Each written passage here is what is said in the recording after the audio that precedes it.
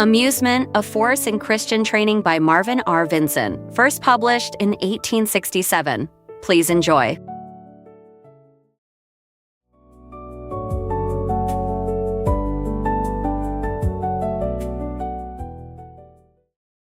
These discourses are not presented as a series, with the exception of the last, which was prepared merely for publication. They were delivered at considerable intervals and to meet certain aspects of the subject as they presented themselves.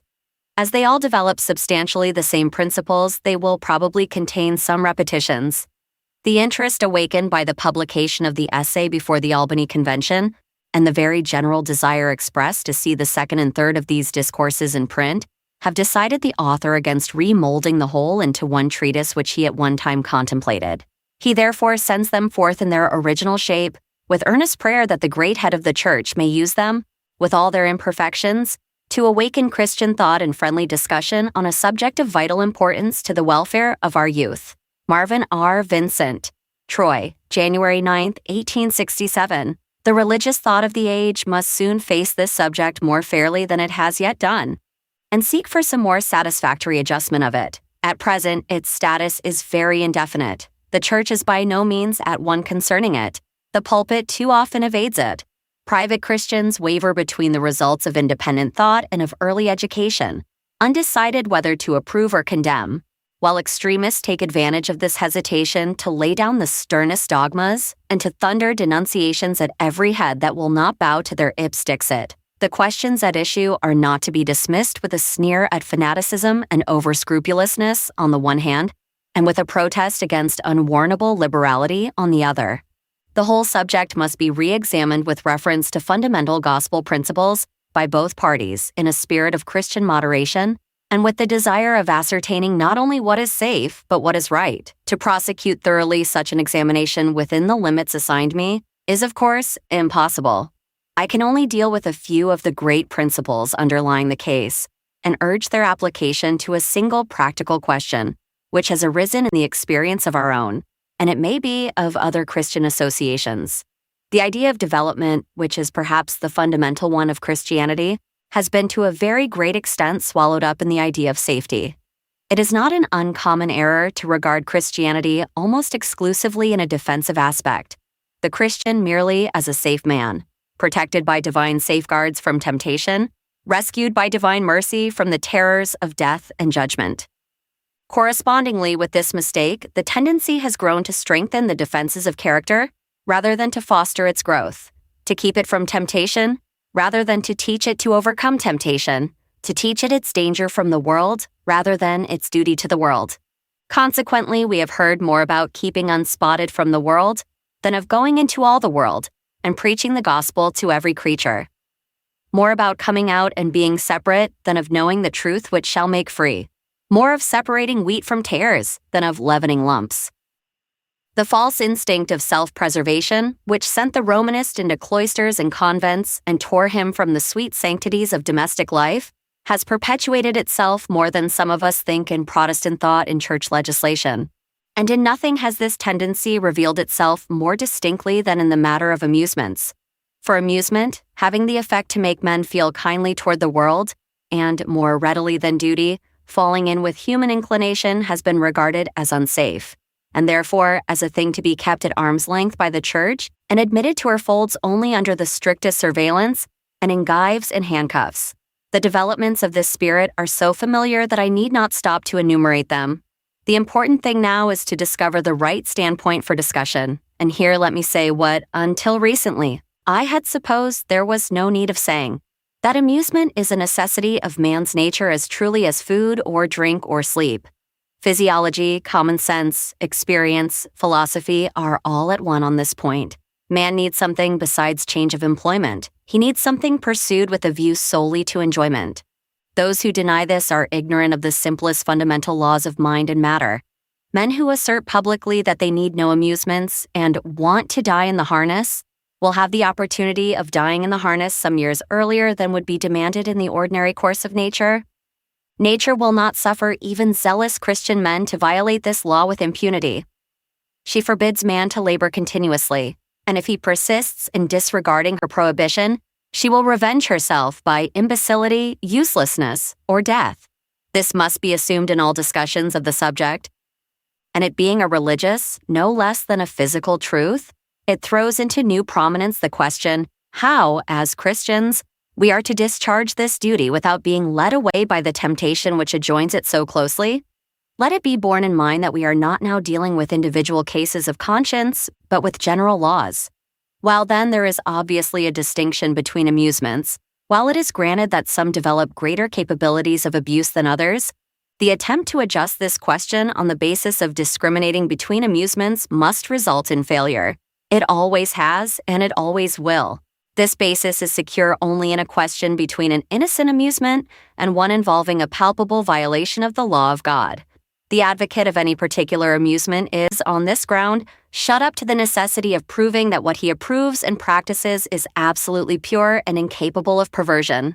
The moment it is admitted that it can by any possibility be turned to base uses, the lists are thrown open to all corners, and the utterly insoluble question arises just what degree of capacity for perversion entitles an amusement to approval or rejection. Insoluble, I say, because not to speak of any other difficulty, one is obliged to confront the fact that no one amusement presents a similar temptation to abuse to all alike. That in which the slightest indulgence might tend to lead one man to ruinous excess excites no interest in another. It might possibly be dangerous for one man to play at backgammon, while to another it would prove no amusement, but only a tedious method of killing time. On this ground, in short, it is utterly impossible to adjust this matter satisfactorily or consistently. The only consistent or safe rule in this view of the case is rigorously to exclude all, because all are partakers of the universal taint of sin. The trail of the serpent is over them all. It is innocent for boys to play marbles, but sinful to play dominoes. Wherein, pray, they can learn to gamble with one as well as with the other. It is sinful to play billiards, but highly graceful and innocent to play croquet. But why? Really, when it comes to a comparison, the first is infinitely the more beautiful and intellectual game. The ethical distinctions are positively bewildering between balls of ivory and balls of wood, between mallets and cues, between green baize and green grass. A Christian household must not sit down and play at whist, but they are engaged in a Christian and laudable manner if they spend an evening over Dr. Busby or Master Rodberry cards. Really, it is hard to draw the moral line between cards bearing aces and spades and cards with the likenesses of Dr. Busby's son and servant, Doll the dairymaid, and the like. When it comes to a question of profit, one is an amusement involving a good deal of healthy mental exertion, while the other is about as silly and profitless a way of spending an evening as can well be imagined. Youth must not dance, but they may march to music in company and go through calisthenic exercises involving a good deal more emotion than dancing. But if people may march to music and be guiltless, it is very hard to see how skipping to music converts the exercise into sin. It is said that the associations make the difference, but the advocate of this theory is shut up to proving that the associations are inseparable from the amusements. And here is the place to remark that the best amusements are the ones most likely to be abused. The ones which experience shows are most abused, and about which cluster the most evil associations. The children of this world are wiser in their generation than the children of light. Men do not care to counterfeit a coin of inferior value, and the world is very clear-sighted to discern the best and richest sources of worldly pleasure, and utterly unscrupulous in appropriating them entirely to itself. The amusements which are most abused are commonly those which, from their intrinsic value, call most loudly upon virtue to rescue them from their abuses. The above method of reasoning, in short, will not stand the test of plain common sense. It is trifling, ignoring all distinctions which rest on principles, and substituting factitious ones, and Christians who assume this ground lay themselves open without defense to the logic and ridicule of any intelligent man of the world who may be disposed to test the reasons for their scrupulousness. They condemn themselves in those things which they allow. The amusements they approve cannot in many cases be compared with those which they deprecate, either in elegance, profit, or the amount of intelligence they require. What point then shall we take for the consideration of this subject? We are confined to one, the standpoint of the Bible. As Christian associations, we have but one question to ask. What saith the Word? In the New Testament, we find little said about the degrees of sin. The thought which it throughout tries to impress is that sin is everywhere and under any form or in any degree is a horrible and fatal thing. The tares are gathered in bundles and burned, no matter if one grows a little shorter and another a little longer. The lustful glance is placed in the same category with the licentious act. The angry thought is of the same piece with the act of murder. The gospel contemplates the sins of the race very much as a man looks at an orange. The rind is full of little protuberances, and a close scrutiny will show that some of these rise higher than others. But nobody pretends to notice these variations. They all spring from one spherical surface, and their variation is not such as to destroy the general effect of roundness. So all these fearful developments of sin spring from one plane, and God hath concluded the whole sinful world in unbelief. The gospel, therefore, wastes no time in making distinctions between sins, but aims straight at remedying the great fact of sin as it exists everywhere. Nor does it leave us in doubt as to its method. It assumes its own power to purify anything, and therefore lays down as its great law of operation the law of contact. This law it sets forth under a parable. The kingdom of heaven is like leaven, which a woman took and hid in 3 measures of meal till the whole was leavened. The great truth here illustrated is the innate power of the gospel to pervade and assimilate to its own nature the whole worldly order of things, just as leaven thus pervades and assimilates the lifeless lumps of dough. This, then, is its simple lesson. Put the gospel into contact with everything sinful, the heart of man, the life of man, the employments of man, the amusements of man, into society, its customs, laws, institutions, and it will purge them of evil and bring them into harmony with the divine order. But be sure and note that the entire success of this action depends upon the contact, upon the putting the leaven into the lump. Fail in this, and the lump remains heavy. It matters very little whether the salt have lost his savor or not, if the meat remain in one dish and the salt in the other. How thoroughly and beautifully this truth was carried out in the life and teachings of Christ will appear to us more clearly if we shall recognize the uniform policy of the gospel to work for the destruction of evil, chiefly through the lodgment and development of good. Both Christ and his apostles are exhibited in the gospel story as engaged chiefly in asserting and illustrating the truth, and not in combating error. Christ comes into a world lying in wickedness, besotted by it, plagued and tormented by it, full of abominations starting boldly out without pretense of concealment, from every phase of private, social, and civil life. But he does not approach these as a mechanic would an old building, saying, "This beam is rotten and must come down. This roof is decayed and must be stripped off. This floor is unsafe and must be pulled up." He does not propose to his disciples to enter upon a wholesale denunciation of profanity and licentiousness. He points out and condemns many of these things, it is true, but the main lever of his teaching is the assertion of the great gospel principles. For these he seeks a place of lodgment everywhere. The old tables of the law contained but one commandment that was not prohibitory. Every line portrayed a crime, with a law standing on guard beside it, and warning men away with its "thou shalt not." Christ asserts the authority of the law, but in the new table it is seen beckoning toward the commandment, "Thou shalt love the Lord thy God with all thy heart." His instructions to his disciples do not so much concern the things which they are to avoid, as they tend to fix upon their minds right conceptions of his character and mission. So, I repeat, Christ's work is less a crusade against evil than an assertion of good by precept and example as the surest means in the end of removing evil. Look, too, at Paul at Athens, surrounded by heathen temples, statues, and altars. He does not proceed to demonstrate to the curious multitude that the philosophies of Zeno or Epicurus are wrong, or that the worship of Hermes or Athene is absurd. He throws out at once, bold and stern as a mountain headland, the assertion of the divine unity and follows it up with the doctrines of salvation through Christ, the resurrection, and the final judgment. In a few bold strokes, he delineates to the astonished skeptics some salient points of natural and revealed religion, and then leaves the truth to germinate and crowd out the evil in its own way and time.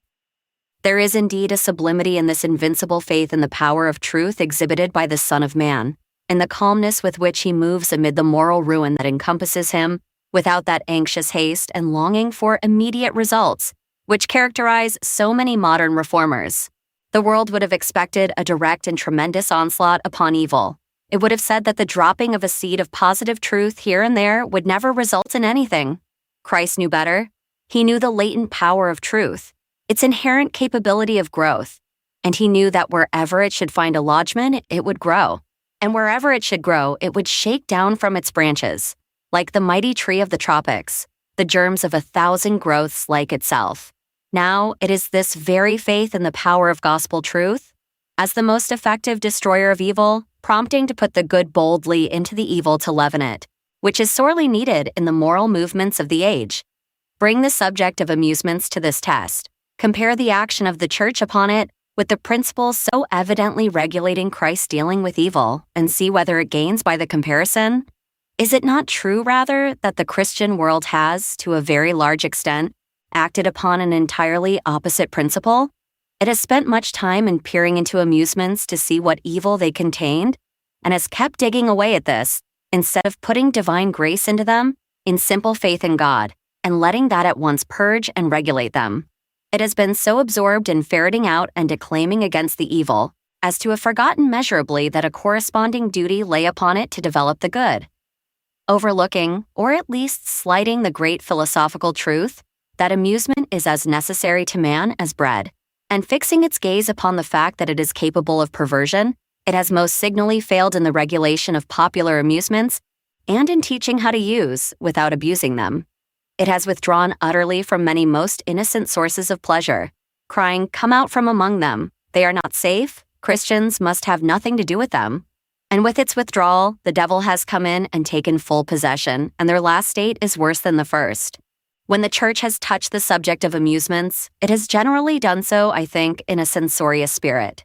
It has selected certain amusements as sinful and issued decretals and resolutions against them. It has prescribed penalties against church members who should engage in them, leaving the question in its broader relations untouched. It has fenced off this and that corner of the field of recreation and put up signs.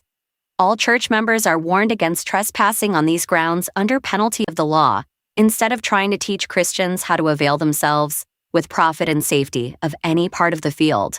We are cut off from Hamlet and Lear and Othello and Macbeth.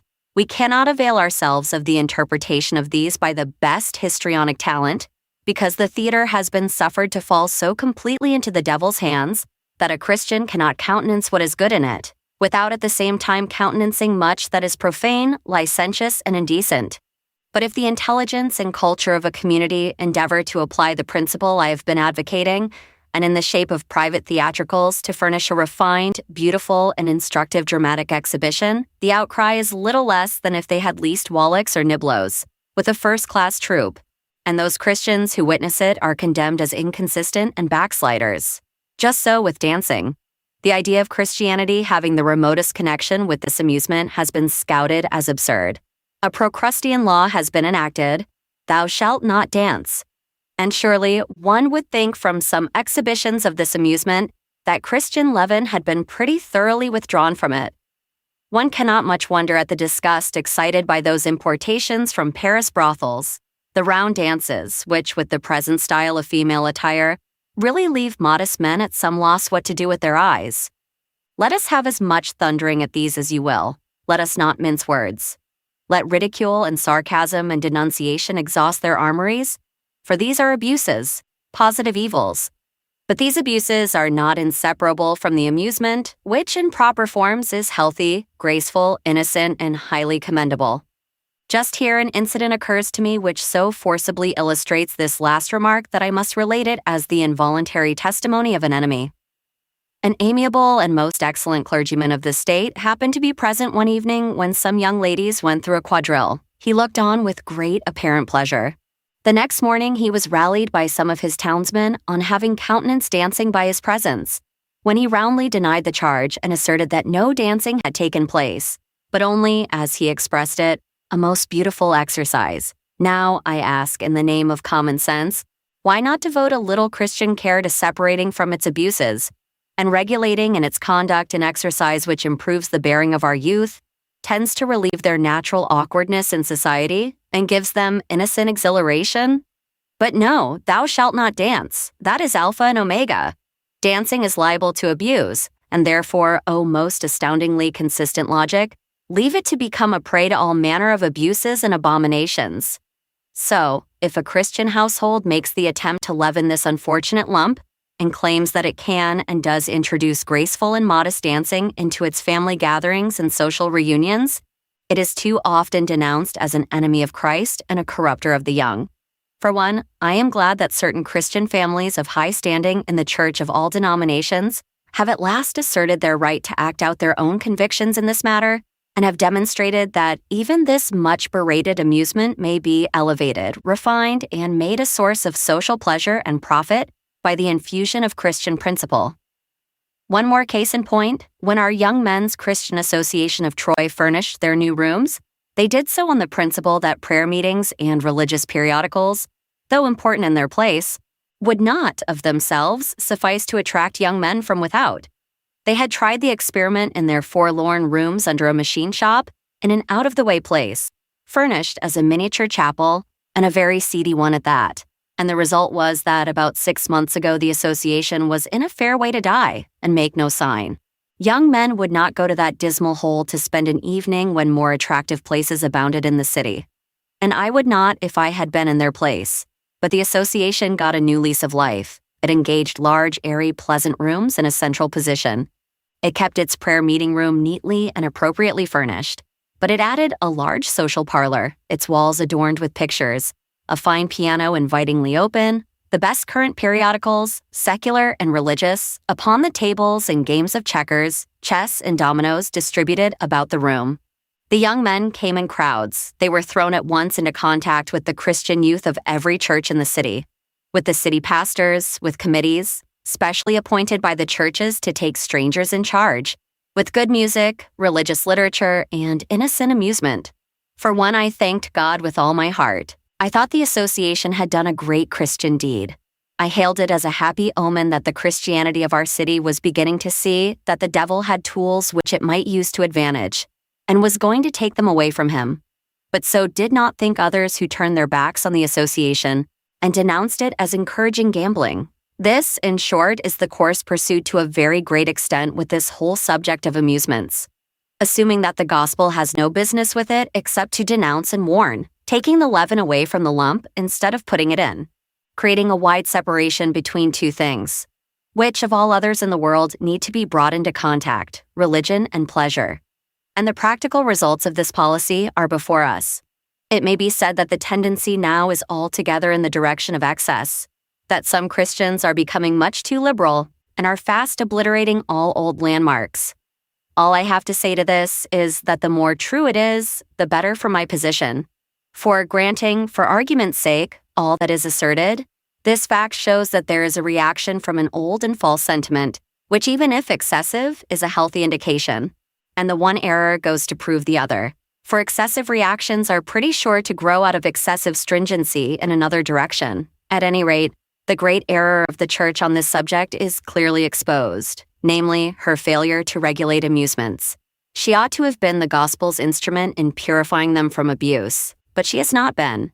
She has been afraid of them, has stood aloof from them, has been almost totally absorbed in detecting their evil tendencies, and, on account of these, forbidding Christians all contact with them. And today she stands comparatively powerless in this matter. Church assemblies meet and pass strong and elaborate resolutions on this or that amusement, condemning it and those who engage in it. And a few persons are deterred by these. But every year the class is increasing that utterly disregards these mandates. It has been said, I know, that in proportion as the church or individuals are engaged in religious efforts, the desire for amusement declines, the implication being that a desire for amusement characterizes only a low state of religion. This deduction is entirely unwarranted, and the process by which it is reached is fallacious. It is true that in a season of deep religious interest in a church, there will be less disposition to amusements. But the same is true of other than religious interests.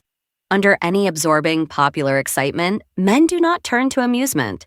A special religious interest will draw men's minds from business as well as from pleasure, and the inference to the condemnation of business is just as legitimate as to that of amusement. Again, the statement is not borne out in the ordinary religious life of individuals. Many, very many of the best, most efficient, and most steadily growing Christians in the church exhibit habitually a keen relish for amusements, and for some which are most sternly condemned, and participate in them most heartily. And once more, while at revival seasons in individual churches, a temporary decrease of amusements may be seen, the more important fact is that the aggregate of Christian society has been for many years past developing a steadily increasing interest in the subject and a corresponding liberality of sentiment respecting it. Scores of Christian men have billiard tables in their houses. Colleges, from which in years past, students would have been summarily expelled for rolling 10 pins, have now bowling alleys of their own. Even in the quarters of staid old Williams, the sound of the balls may be heard. And the revival record of the college does not indicate that even this stupendous innovation has wrought to the banishment of the Spirit of God. The assertors of this inverse ratio between piety and amusement must, in short, dispose as best they can of the fact that along with the growth of Christian intelligence, Christian benevolence, and Christian activity, there has been developed in the church itself a growing sympathy with many of the very forms of amusement most condemned by the religious sentiment of an earlier age. And this, too, not on the part of the careless and pleasure-loving and half-hearted members of churches, but of men and women high in position in the church, persons of liberal culture and unquestionable piety. These persons, as well qualified to understand the teachings of God's Word on this subject as any of the clergy, are asserting their right to act out their own conscientious convictions in their amusements, claiming that they owe to the resolutions of synods and conventions and conferences no more than candid and respectful consideration, maintaining the privilege of adopting or rejecting them at pleasure. And accordingly, they are throwing open their homes to certain banned amusements, very much to the enhancement of home attractions, very much to the detriment of the saloons, very much to the increase of their children's attachment to home. Church legislation on this subject has been a humiliating failure. It has not compassed its intent. Nay, more, it has overreached itself. It has kept noble and intelligent youth out of the church by insisting on their relinquishment of certain amusements, in the proper and moderate use of which they were unable to see evil. It has tended by this insistence to foster that too common sentiment which paints religion with somber hues and couples it with the most forbidding associations. It has tended to drive some to seek in the more liberal atmosphere of Unitarianism the liberty of conscience denied them by orthodoxy, and all this it might have avoided by a clearer recognition of the gospel teaching on the subject, by being less afraid for the purity of the truth, and by throwing Christian presence and Christian participation and Christian sentiment boldly into the midst of the people's amusements, with a view less to extend than to regulate. I say, less afraid for the purity of the truth, for Christians shrink from an experiment so bold, especially after so large a proportion of amusements has been usurped by the devil through their neglect to interfere. The church is shy of a faith in the power of good which comes eating and drinking, which sits at the table of publicans and sinners. The conviction grows on me that Christians have too little faith in the gospel. They do not trust it enough in popular reforms. They realize that evil is a tremendous power, alike to be feared, whether it wear the armor of Goliath or sing its sweet seductions in the form of a siren. And their instinct of preservation extends beyond themselves to the truth itself. They regard truth as a tender stripling, to be rolled up in mufflers, and suffered to walk out only in charge of certain staid nurses of theory, and not as a man of war in panoply, and with strength enough to take care not only of itself, but of them and their trusted theories too. They are afraid the evil will overwhelm or corrupt the truth, that the leaven, instead of imparting virtue, will be spoiled by the deadness of the lump. We need have no such fear for it. All the developments of the age show that the world needs it in closer contact with its evil than it has ever been yet. It is sometimes urged that in pursuing this course, Christians will bring upon themselves from the world the charge of inconsistency, and moreover will grieve weak Christian brethren. But surely this principle may be pushed too far, with the very fullest recognition of the obligation upon Christians not to let their good be evil spoken of, and not to wrong the weak conscience. Concessions made for the sake of Christian charity are surely not required to extend to all the vagaries of individual prejudice, nor to the abandonment of principle. And there is a principle involved in this question of amusements, a principle of far greater importance than many are willing to admit, and to which, if the Christian thought of this age do not take more pains to define it and act upon it, the eyes of the church will be most painfully opened by and by. There is a question here involving not only the enjoyments, but to a great extent the moral welfare of our youth. The young will have amusements, and the question is whether the devil or the church shall furnish them. whether home or the ballroom and drinking saloon and gambling house, shall be the more attractive. Whether Christians will resolutely take up good and noble amusements and give them to youth purged of their evil, or whether they shall let them remain girt with all their allurements, yet more widely separated from good, and gathering yearly to themselves new elements and associations of evil.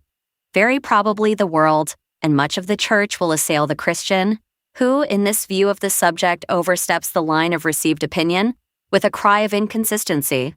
But remember that the world judges the church out of its own mouth, independently of the real merits of the case, and requires that it be consistent, not with their views, but with its own as publicly expressed. Yet sometimes it is better to be right than even to be consistent. And if the church has with all sincerity, yet with mistaken zeal, fostered a false sentiment on any subject, do not Christians who discern the error owe to society the benefit of their clearer light? Have they a right to withhold it for fear society should turn on them and call them inconsistent? One would think from a sentiment like this that the gospel process was to be reversed. That not the Christian is to leaven the world, but the world the Christian. Christian sentiment is not to wait for popular sentiment. It claims to be in advance of it. It is to Christians and not to the world that the promise is given. Ye shall know the truth. And Christian thought, so far from waiting for the movement of these ever-shifting popular tides, is the luminary which God has set high in the darkness of this world's sin to draw the tides in his appointed channels. The practical value of truth, like that of money, consists in its circulation. It is worth nothing hoarded up or used secretly. If it is ever to be worth anything in correcting false impressions which society may have formed of Christian teaching, it will be by letting it out into society to speak for itself. Nor am I begging the question at issue here. Even an error is better outspoken than cherished in secret. It comes into the field of discussion and is turned over and examined and exposed. And so, truth is the gainer after all. But I think it will be difficult to prove an error in this case. The gospel truth is put the leaven into the lump, and why the gospel should not be put into our amusements, even into those which are confessedly abused, I cannot see. The more liable to abuse they are, the more they need regulating. And the practical workings of this principle, when men have the courage to face prejudice and carry it out, triumphantly vindicate it.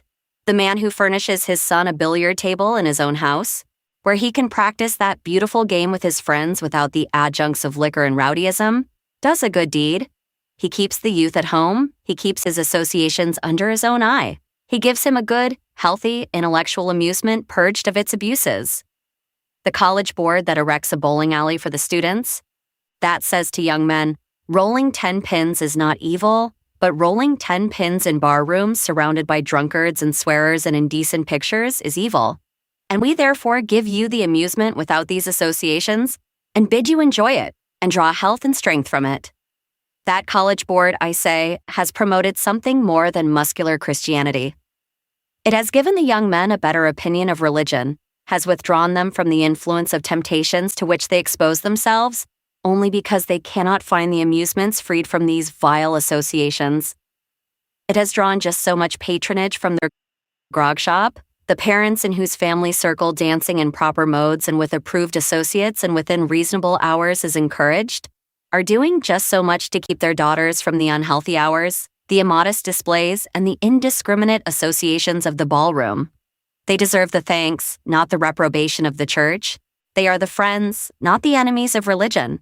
Let us not be scared by names. Let us not deal, as the pulpit has dealt too much in vague generalities on this subject. Let us see what those terrible words billiards and dancing, and others of a similar cast mean. Let us see if they are evil and evil only. Let us not assume that our youth are attracted to them only by their native depravity, but see if there be not some goodness, some beauty, some intellectual stimulus which renders them so fascinating. If they need regulating, surely Christian wisdom can regulate them if anything. If any can use them safely, it is Christians who are taught by divine grace to use this world as not abusing it, and not those who are swayed by impulse and love of pleasure only, but the church does not regulate them, and she never will or can regulate them on the old theory of separation. Never, so long as she persists in wholesale denunciations which she can sustain neither by scripture nor by logic, and against which the common sense of the educated and thoughtful rebels. A more liberal policy in the past, a juster appreciation of the gospel teachings on this subject, would not only have done much towards separating amusements from their abuses, but would have saved her from her present humiliating attitude as the declared enemy of many forms of amusement, from participation in which she has no power to restrain her members. This principle has been assailed on the ground that the world will abuse it, that they will read in words like these the Church's endorsement and license for unlimited indulgence. But if the world draws unwarranted inferences to suit its own depraved wishes, surely that is no reason for suppressing the truth, but rather calls for the full and most careful statement of it. If the world read the gospel wrongly and wrest it to its own destruction, those who set forth gospel principles are not responsible, unless, as has too often been the case with reference to this subject, the trumpet give an uncertain sound, and the world is too ready to pervert this truth and does pervert it. Christians, if properly instructed, are so far from being disqualified to use amusement safely, the best qualified of all others to develop their highest uses and to enjoy without abusing them. The world regards only the permission to enjoy and ignores the corresponding rule of restraint. In this respect, it is like the prince in the Arabian tale, who mounted the enchanted horse and set him in motion without having informed himself as to the means of guiding or stopping him.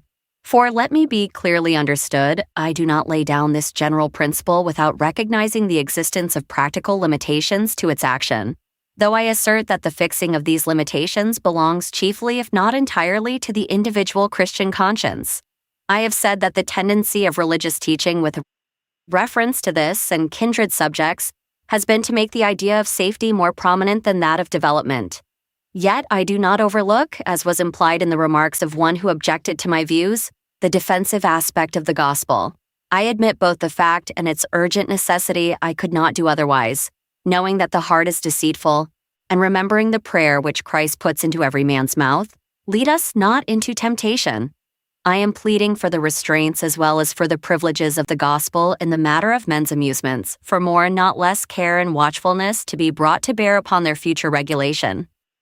But withal, I am not bound to abandon the general gospel principle of purging amusements by a closer contact of religion with them, because in certain cases this regulation becomes a matter of extreme difficulty and delicacy, because I cannot precisely say how the gospel leaven is to be conveyed into certain forms of amusement. Just as consistently might I have refused to denounce slavery as a crime against God and humanity, because I could not prescribe an effectual scheme for abolishing it. And that such difficulties do arise in the applications of this principle, I freely admit. There, for example, is the theater. I believe this principle applies to that as well as to any other amusement. For myself, I wish that I could occasionally see Shakespeare interpreted by the best histrionic talent, with all adjuncts of scenery and costume. To me, it would be a rich pleasure and a source of intellectual improvement. But as the theater is now conducted and sustained, I am clearly of the opinion that no Christian ought to frequent it. He cannot do so without, I think, in the great majority of instances, committing himself to very much that is indecent and coarse. And just how this difficulty is to be surmounted, how scholarly, Christian men who love such entertainments and are qualified to profit by them, are to be furnished with them freed from their abuses, I am not now prepared to say. I think it might be done, but the theater, as it now is no place for a Christian. This, however, does not, as before observed, in the least invalidate the general principle. It is merely a question of means. Nor, as was very roundly asserted, does the principle lead to this conclusion that every Christian man must have his box at theater or opera. It by no means follows that such a course would produce the desired effect. It would be just about as pertinent to argue that because a sewer in a certain street needed cleansing, and because a proper array of men and buckets and brooms would cleanse it, therefore every man and woman on the streets, grave doctors of divinity, stately Mr. Dombey, Flora McFlimsy, and Edmund Sparkler, should each shoulder broomstick or bucket and plunge pell-mell into the reeking filth. This argument proceeds upon the assumption that Christians can purge amusements only by using them in the forms and with the appliances attendant upon the world's abuse of them. This is assuming altogether too much. We must get religion into these things, but there are various ways of doing it. You cannot sow broadcast in all soils. I do not know whether I ought notice one other line of reply to these remarks, but as it seems to be a favorite one, and moreover was adopted by some who I was surprised to see descending to it, I will add a few words on this. It may be described as an attempt to invalidate a principle by showing that its application to persons of widely different times and circumstances involves an absurdity, and then from the absurdity inferring a sin. I do not pretend to give the exact words used, but they were in this style. Think of Paul dancing, or Peter playing billiards. Do you think we shall have checkerboards in heaven? And much more of the same kind. Now, this is not argument, it is sheer nonsense, and most unworthy trifling over a serious subject. The reasoning, if it be worthy the name, is simply this. Certain things appear incongruous with our ideas of the character and work of certain men. Therefore, these things are sinful. It is the easiest thing in the world to invent situations of this kind. Such men as Paul and Peter are associated in our minds with but one set of ideas, with one great, glorious, solemn work, and their association with any inferior matter affects us unpleasantly at first. Even when we think of Paul making tents, there is at first view something that clashes in our mind with the speech on Mars Hill and the healing of the cripple at Lystra. But who thinks of disputing from this the propriety of Paul's own hands ministering to his necessities? After all, if there is no sin in rolling 10 pins, I know not why Peter should not have participated in that very excellent and healthful recreation with as much propriety as any of the numerous ministers of the present day who roll with so much zest and assiduity at our fashionable watering places. Think of Paul dancing. Well, think of him. Think of Paul wearing a blue swallow-tailed coat with brass buttons. How he would have looked under the shadow of the Acropolis, the winds of the Aegean gently swaying his cerulean skirts, and the eager faces of Stoic and Epicurean reflected in the bright buttons. Think of Peter skating, cutting figures of 8, and performing outer edge backwards. Think of John in a white cravat, or of Bartholomew putting up sidelets powders, or of Timothy running with a fire engine. How would they have looked? Therefore hasten ye trim gentlemen, to doff your guilty blue and brass and don the toga. Lay aside your skates, boys. Peter would have looked very strangely skating, therefore it is sinful to skate. Tear off your white chokers, ye reverends, and throw away your pestles, ye apothecaries, and be like the apostles. Shall we have checkerboards in heaven? No, brother, I presume not. Neither shall we marry, nor be given in marriage.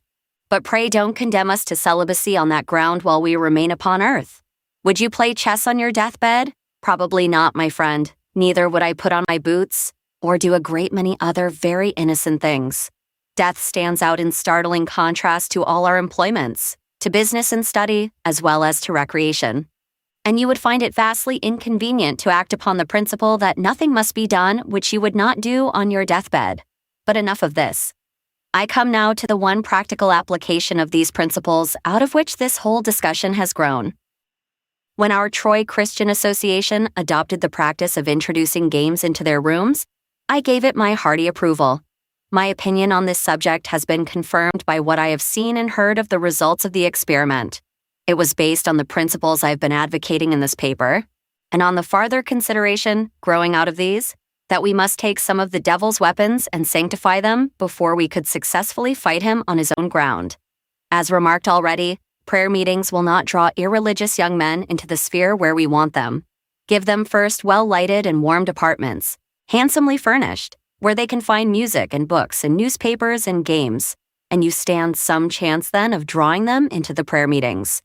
And indeed, the direct religious influence of these associations, while highly important, is nevertheless subordinate to their work in bringing young men into contact with the various churches of the community, where the religious appliances are of course more perfect. The great point is to get them into some position where the churches can reach them. They will not come to church, many of them, when they first enter the community. The church has but limited facilities for finding them out in their stores and boarding houses and schools, and it may find therefore a powerful auxiliary in these associations, which bring the stranger youth where it can bring its influences to bear on them. But for this purpose, the place of rendezvous must be made attractive. We must have headquarters as pleasant as the devil's. I hope all of you have read the article in Guthrie's Sunday Magazine for January 1866 entitled, "The House That Beats the Public House," that splendid iron structure in Colne, Lancashire, built expressly for the irreligious working class. There are fountains and pictures and games, cabinets and books and newspapers. There are quiet reading rooms, there are refreshment rooms, even smoking rooms. There is a schoolroom, there are musical entertainments on stated nights, there are religious services on Sabbath evenings. On Christmas Eve, 1863, says the writer, the musicians at one of the public houses piped for some time, but no dancers presented themselves, till at length the players themselves adjourned to the meeting at the Iron School. An attempt to open the theater that winter failed through the same influence. The actors, after struggling for a week in the face of empty benches, left the place in despair. Here is a clear and successful recognition of the truth that religion has not such strong alliance with the unregenerate heart that she can afford to dispense with all legitimate aids and recommendations. The firemen have their upper parlor in the engine house furnished richly and tastefully. The drinking saloons are invested with all of the attractions that marble and glass and drapery and pictures can give them. One man who appeared last week before the excise commissioners said he had expended $10,000 in fitting up his saloon. He knew it would pay, and we cannot expect irreligious young men to be drawn away from these by mere religious appliances. We must employ other attractions. We must make our houses beat the public houses. We must sanctify new forces for this end. Pictures and cabinets, carpets and draperies, music and games are not the devil's any more than they are ours. Young men will have some retreat beside their comfortless boarding houses, some society besides their landlord's family, and it is a match between the devil and the church which of us shall furnish these. Depend upon it, if the church do not give them amusement, regulated on a liberal Christian basis, the devil will give them abundance that is unregulated. God forbid that Christian squeamishness should suffer them to turn aside to the house whose gates lead to hell, and to habits which shall make mothers curse the day they gave them birth. I will give 2 incidents showing the practical working of this new system in the Troy Association. A member of my church, walking in the street one evening, saw 3 young men just before him, and overheard one say to the others, "Come, let's go and take a drink." One of the others replied, "No, I don't care to take a drink. Let's go to the Christian Association rooms." "Pshaw," said the third, "I don't want to go there to prayer meeting." No, was the response. "They've got a right nice place there, and we can have a good time." He went on describing the rooms, and then added, "And they're for just such fellows as we are." He gained his point, and they followed him to the rooms. 3 clubs of young men, or boys rather, were broken up soon after the new rooms were opened. I do not know their character fully, but have been told that drinking was practiced at their meetings. They now frequent the rooms of the society and pay over into its treasury their club subscriptions. There are many more of such cases. They speak with trumpet tongues as to the value of this policy. They show that its practical influence is against the groggery in the gambling saloon, and if it work no other result, that of itself is vindication enough. And now I leave the subject. I do not shrink from the application of this Bible principle to our amusements. The other, the separative policy, the keeping of leaven and lump apart, has been tried and has failed, utterly failed. Will it not be well to try another policy? I want for our youth a Christianity that shall not relax one iota of its obligation to God or to man, that shall not bate one jot from an entire consecration of heart and life to God, that shall walk closely with God and feel as deeply as human weakness can feel, the necessity of watchfulness and of divine care to keep it from temptation. I challenge any man to draw undue license from the principles I have asserted, but I want more joy brought out of the world by Christians. I want the gospel carried boldly into some things from which it has been kept aloof. I want Christian life to be in the spirit more than in the letter. I do not plead for less, but for more conformity to the spirit and teaching of Christ, not for a lower, but for a higher Christian life, for a wider application of gospel principles, a more implicit trust in the leavening power of truth, a more practical belief in the assertion that the weapons of our warfare are mighty through God to the pulling down of strongholds. I want Christian conscience clothed with principles and not with dogmas. I want the Word of God read and interpreted fairly, and that allowed which it allows. I protest against its being twisted and perverted into rules for the unnecessary abridgment of Christian liberty, where it lays down only general principles for the conscience. I want less of the religion that is dark as a funeral scarf from stem to stern, and more of that which is full of childlike trust in the love of God and the power of truth, and a freedom purged by love from license. Romans 12:2. And be not conformed to this world, but be ye transformed by the renewing of your mind, that ye may prove what is that good and acceptable and perfect will of God. By itself, this command is ambiguous. Common sense testifies that, in very many things, Every Christian must more or less conform to the world. Many of the world's customs are not only harmless, but salutary, beautiful, ennobling, necessary to the very being of society. We need some test by which to interpret this command. Let us first endeavor, as a means of discovering it, to clear away a preliminary error, viz., the not uncommon idea that difference from the world is a matter of any value or consequence of itself. A great many persons, lamenting over real or supposed deficiencies of Christians, make this the staple of their complaint. You cannot distinguish them from the world. And when urging upon them some duty or the relinquishment of some practice, enforce it by the argument, Christians should aim to be distinct from the world. There is truth in this, but there is also falsehood. Christians, real Christians, will always be distinct from the world, and the distinction will be very clearly defined. But Christians should not make it their object to be distinct from the world. They should aim to be Christians, and let the distinction follow in its natural order and degree. Singularity in itself is no virtue. It is just as likely to be a vice. A man is not necessarily better because he is unlike the rest of the world. Difference from the world, therefore, is not an end of Christian discipline, but a result and concomitant of it. This distinction is of the utmost importance. If distinctiveness is regarded as an object of Christian effort, its value is sacrificed. Its tendency is to formality, to the substitution of a variety of outward standards of duty for a single inward regulative principle, to pride and self-righteousness on the ground of singularity. Such have been its developments, for instance, in certain religious sects who insisted on plainness of dress as a duty. Undoubtedly, the spirit which originally prompted the requisition was good, Christ-like. It was the desire to take from the useless adornment of the person and bestow upon objects of Christian effort and charity. It was the desire to remove temptations to vanity and idle display. But in too many cases, these things were forgotten. Christians received the precept in the letter and not in the spirit. They came to insist on plainness of dress as a mark of a true Christian, and forgot that materials of plain or sad colors might be as costly and rich as gayer ones. They came to pride themselves on their plainness as a distinction from the rest of the world. They said bitter and unchristian things against the man who should carry a gold watch or the woman who should wear a feather or a ribbon.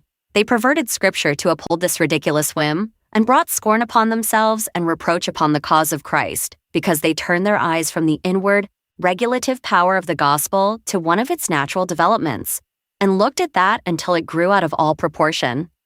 How then are we rightly to apply this command? The apostle, in giving us an answer, takes up the question at the very point at which most inquirers do, viz., at the matter of sacrifice. For this is the way in which it presents itself to most minds. In order not to be conformed to the world, I must sacrifice much that is of the world. What now may I retain, and what must I relinquish? And in Paul's answer, he strikes directly at any such method of putting the question. Nonconformity to the world involves sacrifice, it is true, but not a sacrifice made in any such spirit as this, a spirit that ere it gives itself to Christ, sits down and begins to sort its possessions, pleasures, pursuits, into two piles, saying, this for God, this for the world, this goes back to my treasure house, this I throw away. Not so. He sweeps the whole into one heap and says, I beseech you, brethren, by the mercies of God, that ye present your bodies a living sacrifice and be transformed by the renewing of your mind. He asks that the whole man, with all his belongings, be made an offering to God, even as he says in another place, the very God of peace sanctify you wholly, and I pray God your whole spirit and soul and body be preserved blameless unto the coming of our Lord Jesus Christ. He rises above details of sacrifice to a sacrifice which includes and regulates all details, and in so doing he is but insisting upon the precept of Christ. If any man will be my disciple, let him deny himself. And notice particularly the meaning of this precept, which is so generally but half understood. It is not, let him cut himself off from this thing or that thing, but let him deny himself. Literally, let him say that self is not, and that the will of Christ is everything. Holding fast this principle, a man cannot greatly err. The will of Christ and the will of the world are so diametrically opposite that he cannot go toward the one without going away from the other. A man has no business to waste time pondering over the details of his sacrifice for Christ's sake, tormenting himself with deciding between what is right and what is wrong, what is worldly and what is heavenly. The will of Christ, once heartily embraced as a rule of life, will teach him to decide. Christ received into the heart will regulate its affinities and repulsions. The law of the Spirit of life in Christ Jesus shall make the soul free from the law of sin and death, so that it shall hate the things it once loved, and love those it once despised. Young people often come to their pastor saying, "If I become a Christian, must I give up such and such things?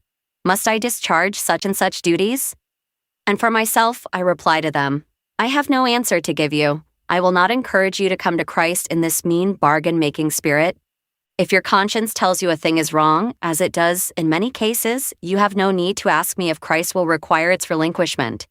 You know he will, without any compromise. But when it comes to any doubtful matter, waive that question. You have nothing whatever to do with it now. Christ requires of you to be willing to obey him implicitly in all things, without regard to your own feelings or preferences, your own prosperity or safety, no matter what duties or sacrifices obedience involves. And I simply ask you, are you willing to do this? If you are not, Christ does not want you. A young man goes to a recruiting office to enlist. The sergeant examines him and says, "You are just the kind of man I want. Here, put down your name. Your bounty is so much. Your pay will be so much." The recruit takes the pen in his hand, but stops suddenly in the act of writing his name and says, "How far shall I be required to march daily? What kind of a tent shall I have? Must I do picket duty beyond regular hours? To what kind of a climate am I to be sent?"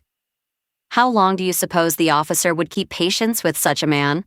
How many of these questions would he pretend to answer, even if he could?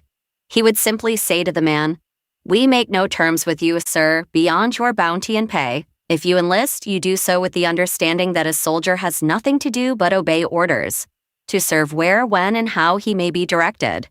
If you want to know these things, enlist, and you will find out when you are in service." Just so I say to one who begins inquiring into the details of Christ's service, if you want to find out, enlist. Commit your life to Christ's keeping. Devote yourself to Christ's service. And if any man wills to do his will, he shall know of the doctrine. An inquirer for salvation, tormenting himself about what he must do and what relinquish, forgets that he is in no condition to decide such a question. To decide it, he wants just that spiritual insight and those new affinities which faith in Christ and the consequent renewal of his nature will give him. He wants to see these things from a standpoint which he has not yet attained. He had far better let them go for the present and concentrate his resolution on this one point. I give myself to Jesus without reserve. Whatever he tells me I may enjoy, I will endeavor to enjoy in his love and fear. Whatever he bids me cast away, though it be a right hand, I will cut it off and cast it from me. A young man once came to me saying, "There seems to be but one thing in the way of my entire surrender to Christ. If I become a Christian and a member of the church, I don't see how I can ever take any public part in the religious meetings. If I could only decide whether God required this of me, I think my way would be clear." I said to him, "My brother, you are not called on to settle that question now. You have no means of deciding it. You had better drop it altogether for the present. God has promised that if you will commit your ways unto him, he will direct you. Now, I believe you sincerely want to do God's will, and that you are ready, whenever he shall show it you, to pledge yourself to do your duty. Leave the matter there, and if, at any time, this duty should be thrust upon you, do it in God's name and strength." He soon after joined the church, and has borne himself since with a fidelity and devotion which speak well for the thoroughness of the work of grace in him. Now, this is what the apostle means by a living sacrifice. This spirit of consecration infused into sacrifice fills it with life. The sacrifice becomes living only when self dies. When the man says, "Here, Lord, I give myself away, 'tis all that I can do." The other method of securing nonconformity to the world by acting for the mere sake of difference or according to circumstances constitutes a dead sacrifice.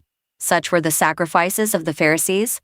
They thanked God they were not as other men, but the difference was but outward. To the spectator's eye, they were not conformed to the world.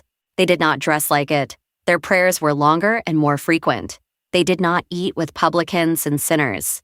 But these differences had become the chief end of their religious life. Their development was like arranging the limbs of a corpse for exhibition. They were not the natural, spontaneous outgrowths of a living inward principle, and hence the Pharisees have passed into history as the representative hypocrites of all time. The essential character of this self-sacrifice will farther appear from a correct understanding of the phrase reasonable service. On this, two things must be remarked. First, that the expression does not belong to the words living sacrifice alone, but to the whole exhortation. In other words, it is not the living sacrifice which is a reasonable service, but the presenting the bodies a living sacrifice, wholly acceptable unto God. Secondly, it is to be noted that the expression reasonable service is very commonly misunderstood to mean a service which is proper or becoming, which we have the best of all reasons for rendering. This is all true, but this is not what the text means. It signifies a service whose mainspring is in the thinking, reasoning, spiritual department of man's nature, a spiritual service rendered to a God who is a spirit, and who requireth to be worshipped in spirit and in truth. Of such, Peter says, Ye also, as lively stones, are built up a spiritual house, a holy priesthood, to offer up spiritual sacrifices acceptable to God by Jesus Christ. In pursuance of this idea, the apostle, in our text, after speaking of the presenting of the body as a living sacrifice, and of such a presentation as a reasoning service, gives us the key to the whole thought by his final exhortation, Be ye transformed by the renewing of your mind, so that it is clear that the outward conformity of the body to God's will is made both a living sacrifice and a reasoning service by having its mainspring in a renewed mind. Only thus will the body be offered alive to God. Only thus will the mind be truly transformed. All the outward developments of the life will then bear the stamp of a reasoning service. The way of peace will be chosen from conviction. The will, self-impelled, will set toward God. The conscience will be alive with a divinely inspired sensitiveness. All the affections and desires, of their own accord, will stretch their hands towards Christ, and the renewed man will daily realize that the water which Jesus gives is in him, living water, springing up into everlasting life. It is then clear, I think, from what has been said, that nonconformity to the world is not the aim, but one of the incidents of Christian life. The Christian's aim is distinctly stated here to be the proving of the will of God, that which is good, acceptable, and perfect. Yet nonconformity to the world will develop itself as a necessary incident of Christian living. Being transformed by the renewing of the mind, the outward life will necessarily be transformed also, and will cease to be conformed to the world. The soul which desires that which is good, acceptable, perfect, can no longer find affinity with that which is bad, imperfect, and displeasing to God. The differences are not incidental, they are generic. The Christian and the world belong to different orders, are regulated by different laws. The Christian is, as it were, grafted upon the new stock, and can no more bear the fruit of his old sinful life than the engrafted branch can bear its former fruit. Old things have passed away. All things have become new. He is a new creature in Christ Jesus. These differences have not to be marked by finely drawn lines of casuistry. There are indeed points at which the worldly and the Christian life run for a little way parallel, points where neither party can very well act differently from the other. But for all that, the divergence is wide enough at many other points to leave no doubt. I am speaking now of true Christians, thoroughly renewed in the spirit of their mind, courageous, unflinching, consistent Christians, not of those whifflers and compromisers who call themselves Christians, and who try to trim between God and the world, so as to relinquish no advantages on the side of either. A man cannot live many hours by the rule of Christ without coming into direct issue with the world. And now, as to these points of difference, they are, of course, too numerous to be dealt with in detail, and I can, therefore, only call your attention to one or two classes of them. First, on which I need not dwell, is the class of worldly sins. Of course, the transformed man will not be conformed to the world in these. Not that a Christian never errs, by any means, but that the general current of his life will set in the direction of pleasing God, and away from those things which are plainly contrary to his will. 2d. A marked difference develops itself in the region of the motives, the tempers, the dispositions, and the principles of action. Sometimes it is difficult to pronounce upon these differences with certainty, yet some of them are easily recognizable. Two men will often do precisely the same thing from different motives. A Christian and a worldly man, for example, are foully abused by a profane ruffian. Both receive the abuse in silence and go their way without bestowing any attention upon him. But the two are commonly actuated by very different impulses. The one turns away with anger and loathing, and is silent because it is beneath his dignity to reply, or to notice the aggressor. The other, though tempted to anger, remembers the example of him whom he serves, who, when he was reviled not again and leaves the railer, striving to pity his ignorance and to forget his insult. Pride accomplishes, outwardly, in the one case, what Christian humility does in the other. So, in cases of great affliction, it is sometimes hard to decide, from outward indications, whether divine grace or native force of will is the stronger. The worldly man will exhibit equal composure with the Christian, will seem for the time to accept the visitation with no less equanimity than the other. But those who are much with men under such circumstances, and come perhaps as close to their hearts as it is possible for man to do, recognize a very decided difference. They know that the composure which springs from stoicism, iron nerve, indomitable will, is a different thing from that which is born of submission and resignation to the will of God. That the one but crowds the sharp grief deeper into the heart and shuts up the fountain of healing tears and makes the man hard and sullen and defiant, and chills his sympathies and disposes him to solitary brooding, and after all, gives way at last and leaves him a broken reed, while the other finds in the breach which God made in his cherished plans, an opening through which heaven smiles on him, rises on the ruins of his wrecked hopes to a purer and more unselfish life, draws sweetness out of his sorrow and wins a firmer trust in God and a deeper and more comprehensive sympathy for his sorrowing brethren everywhere. These differences are endless. They cover every variety of experience. The world talks of the dignity of man, asserts his knowledge and his unimpaired judgment. The Christian distrusts his deceitful heart and fallen nature, and becomes a little child that he may know the truth. The world walks by sight and sneers at faith. Faith is the Christian's atmosphere out of which he cannot breathe freely. The world talks of law, the Christian of providence. The world knows God, either vaguely as a deity to be feared for his power, and but dimly apprehended by man, or as a mere aggregate of laws divorced from any real, apprehensible personality. The Christian communes and walks with him daily as a tender, loving, and wise father. But I hasten to a third class of differences, with which I shall deal more at length. I mean those which appear in the Christian's conduct respecting those things which he uses in common with the world. Under this head falls that large class of actions, which, in themselves considered, have no moral value, but acquire one from the end they are made to serve, the manner in which they are pursued, or the motive in which they originate. On these arise the most perplexing of all moral questions, the most subtle cases of conscience, and too often, I grieve to say, the most acrimonious discussions. Under this head are included most of those vexed questions as to amusements, dress, meat, and drink, and the like. And this text, I am sorry to say, has been made the basis for inculcating some most false and pernicious doctrines concerning these things. Now, it seems to me that very many of the difficulties which arise on these subjects are quite unnecessary and would be in great part destroyed by resting upon the simple, unequivocal testimony of the Bible. I do not think that God's word is at all wanting in explicitness on these points.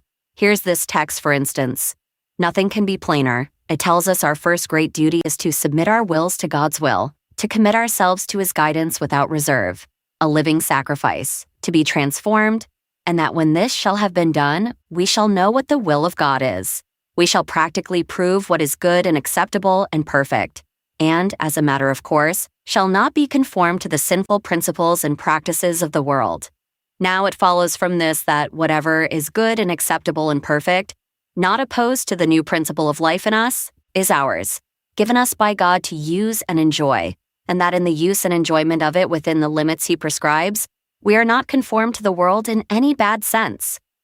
I say this, well aware that every one of these things contains capabilities for abuse, and that the world does most sadly abuse them. And this brings me directly to my point that the difference between Christians and the world, as respects these things, is to be developed in the proper use and regulation by Christians of what the world abuses. Christians are not to be driven from every point which the world sees fit to occupy by the hue and cry of nonconformity. They are to remember that in these things there is a duty to be done, as well as a pleasure to be enjoyed, and that they are to show their nonconformity, not by abandoning, but by refusing to conform to the world's excesses, and by insisting on the restraining principles of God's Word. Let us here hold closely by the opening thought of our discussion, that conformity to the world in itself is no sin, and nonconformity in itself no virtue.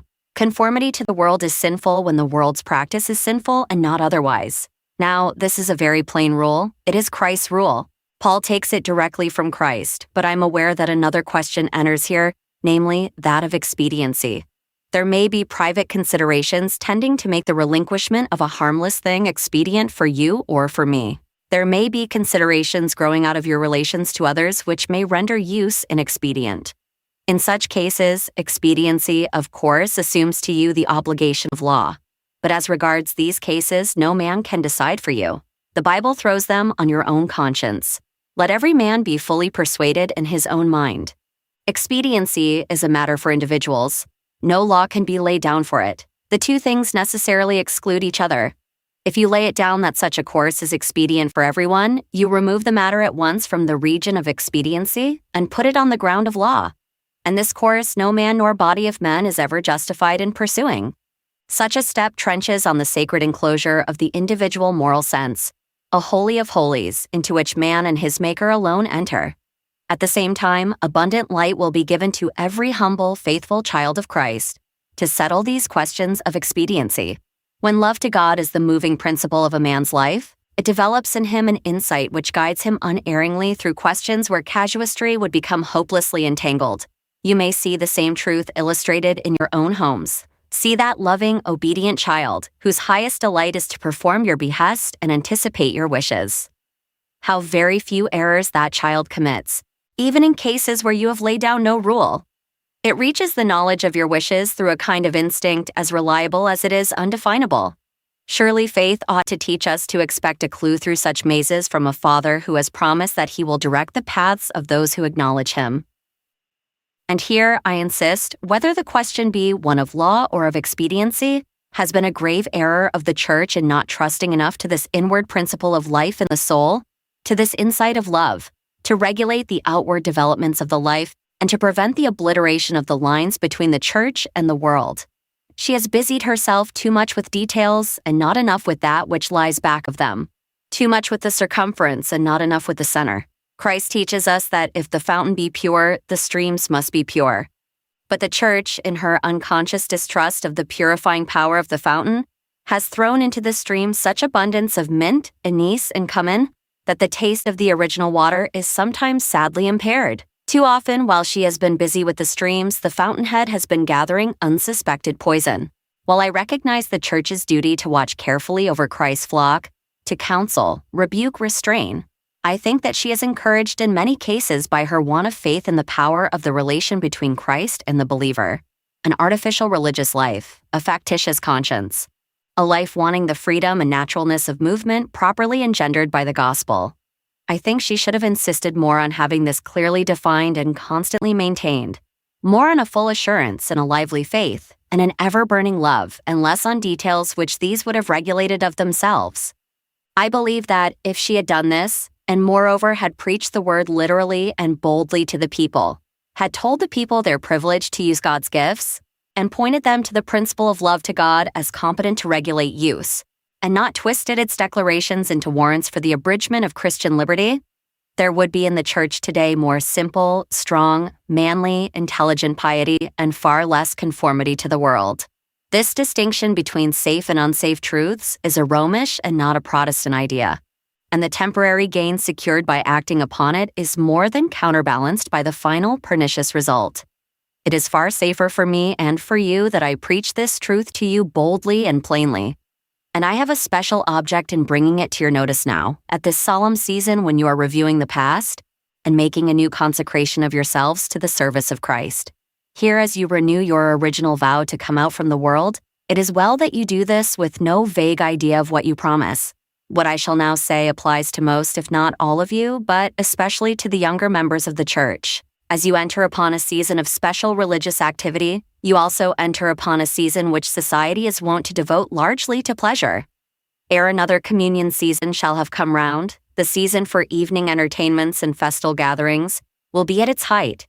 From the nature of circumstances, you will be called upon to participate in these more or less, and it is at these points that the temptation to conformity to the world will be most likely to assail you. Most of you are probably aware of the ground I have recently taken before the public on the subject of amusements. a position which has excited considerable comment and some censure. I do not see why it should. There is nothing novel in my views on this subject. I have merely stated the gospel principle, the principle which Christ propounded and by which he lived, that the proper and only way to preserve our pleasures or anything else from abuse is to put Christian leaven into them, that our duty in such matters is not to give them over bodily to the devil and to the world, to be abused and perverted at their pleasure, but to save them from such perversion and make them legitimate instruments of Christian joy and growth by using them in the name and under the law of Christ. If these things are evil, we have no right to have anything to do with them. If they are, though not evil in themselves, so under the dominion of evil and so dependent upon evil for support, as the theater, for example, is that Christian participation cannot separate them from their abuses, we ought to abandon them.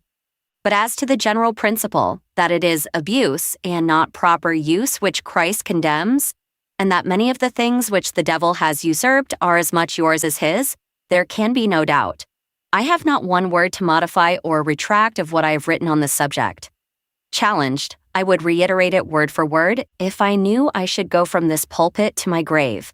And I dare any Christian to draw from what I have written, or from what I have said today, license for improper conformity to the world.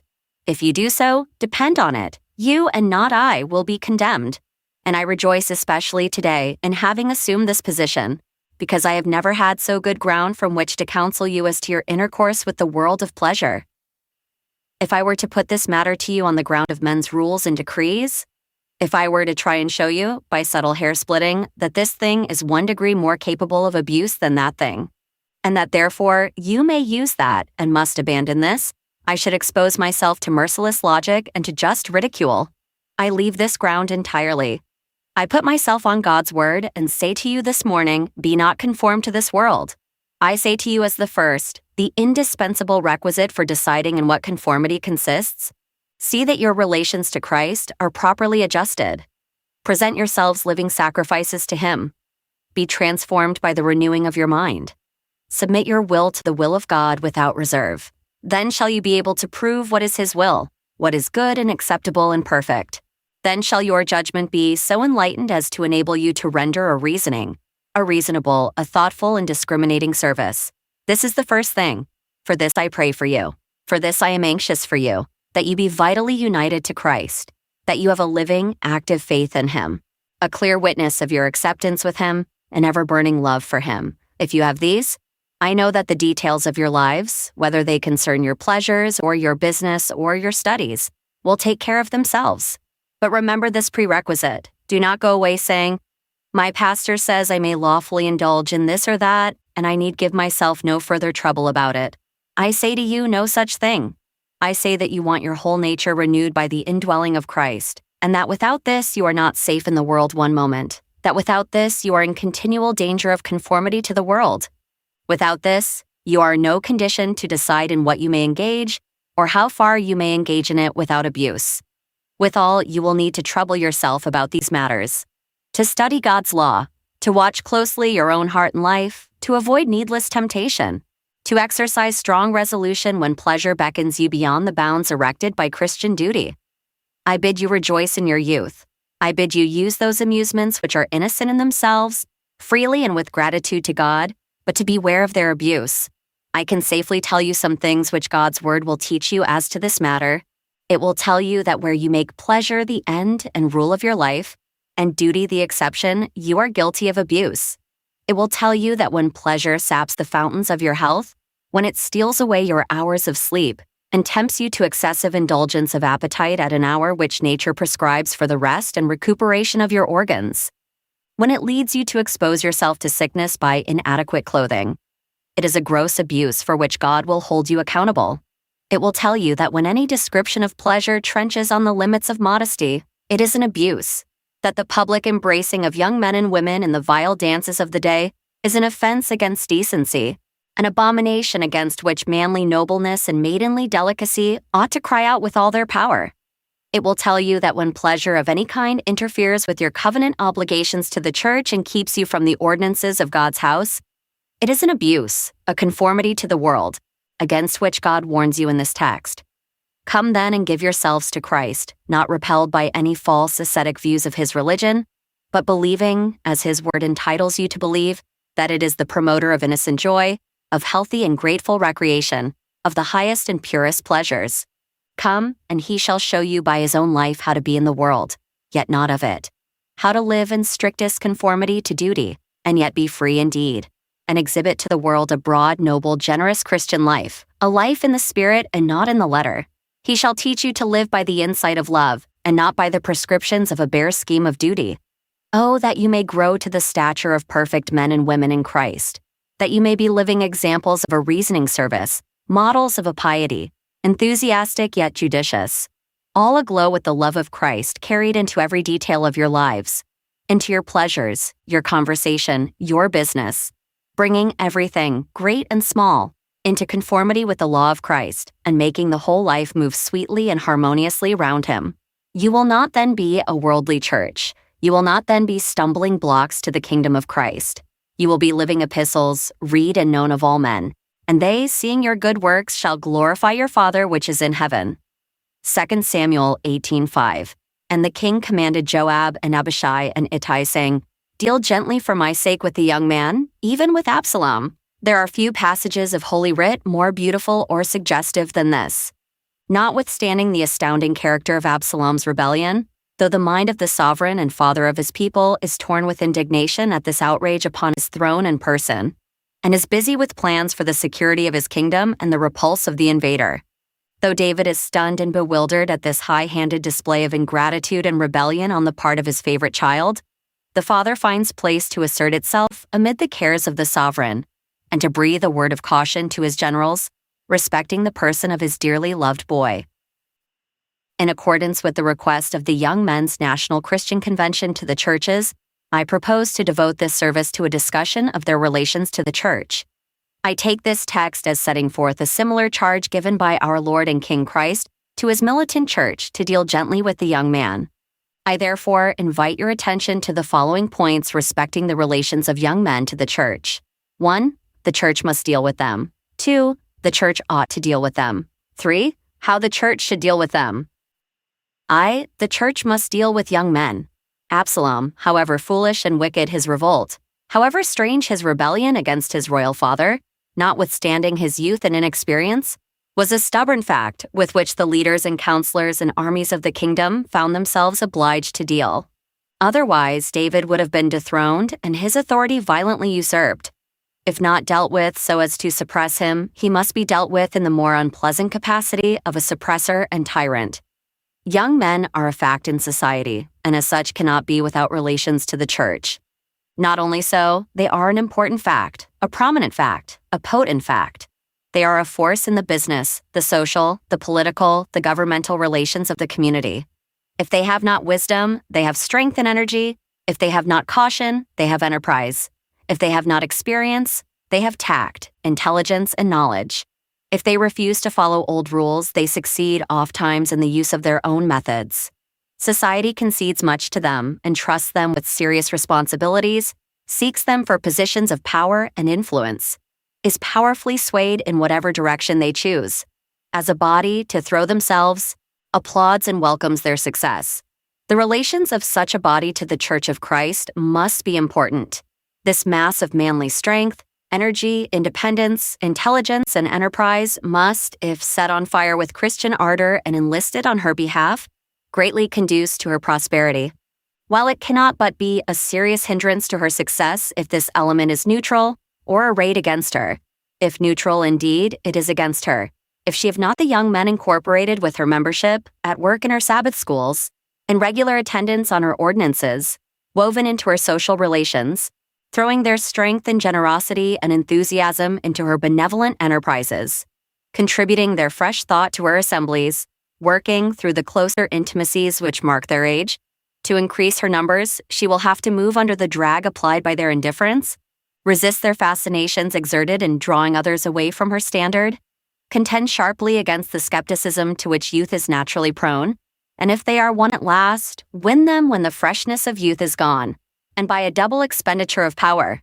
The church must deal with them as the friends or as the enemies of religion, must appropriate or resist their power.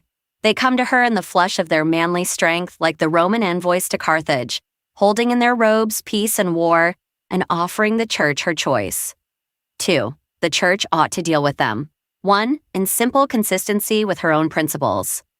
Not only to touch them where she must, but where she can. Not to regard them as aside from her peculiar work, but as constituting a peculiarly important and interesting part of her work. She professes to labor for the salvation of men. Where can she find excuse for failing to provide special appliances if need be? For the salvation of young men.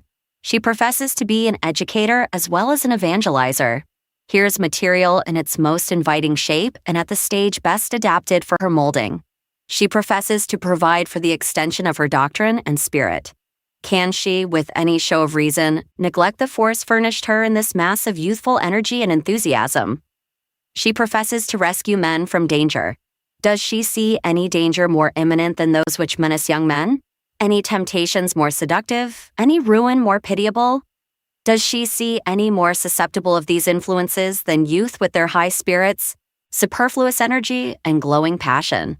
Does she see any victims which appeal more powerfully to her compassion than these sons and brothers in whose success and virtue are bound up the hopes and affections of thousands of parents, every one of whom cries to the world and to the church, "Deal gently for my sake with the young man"? 2.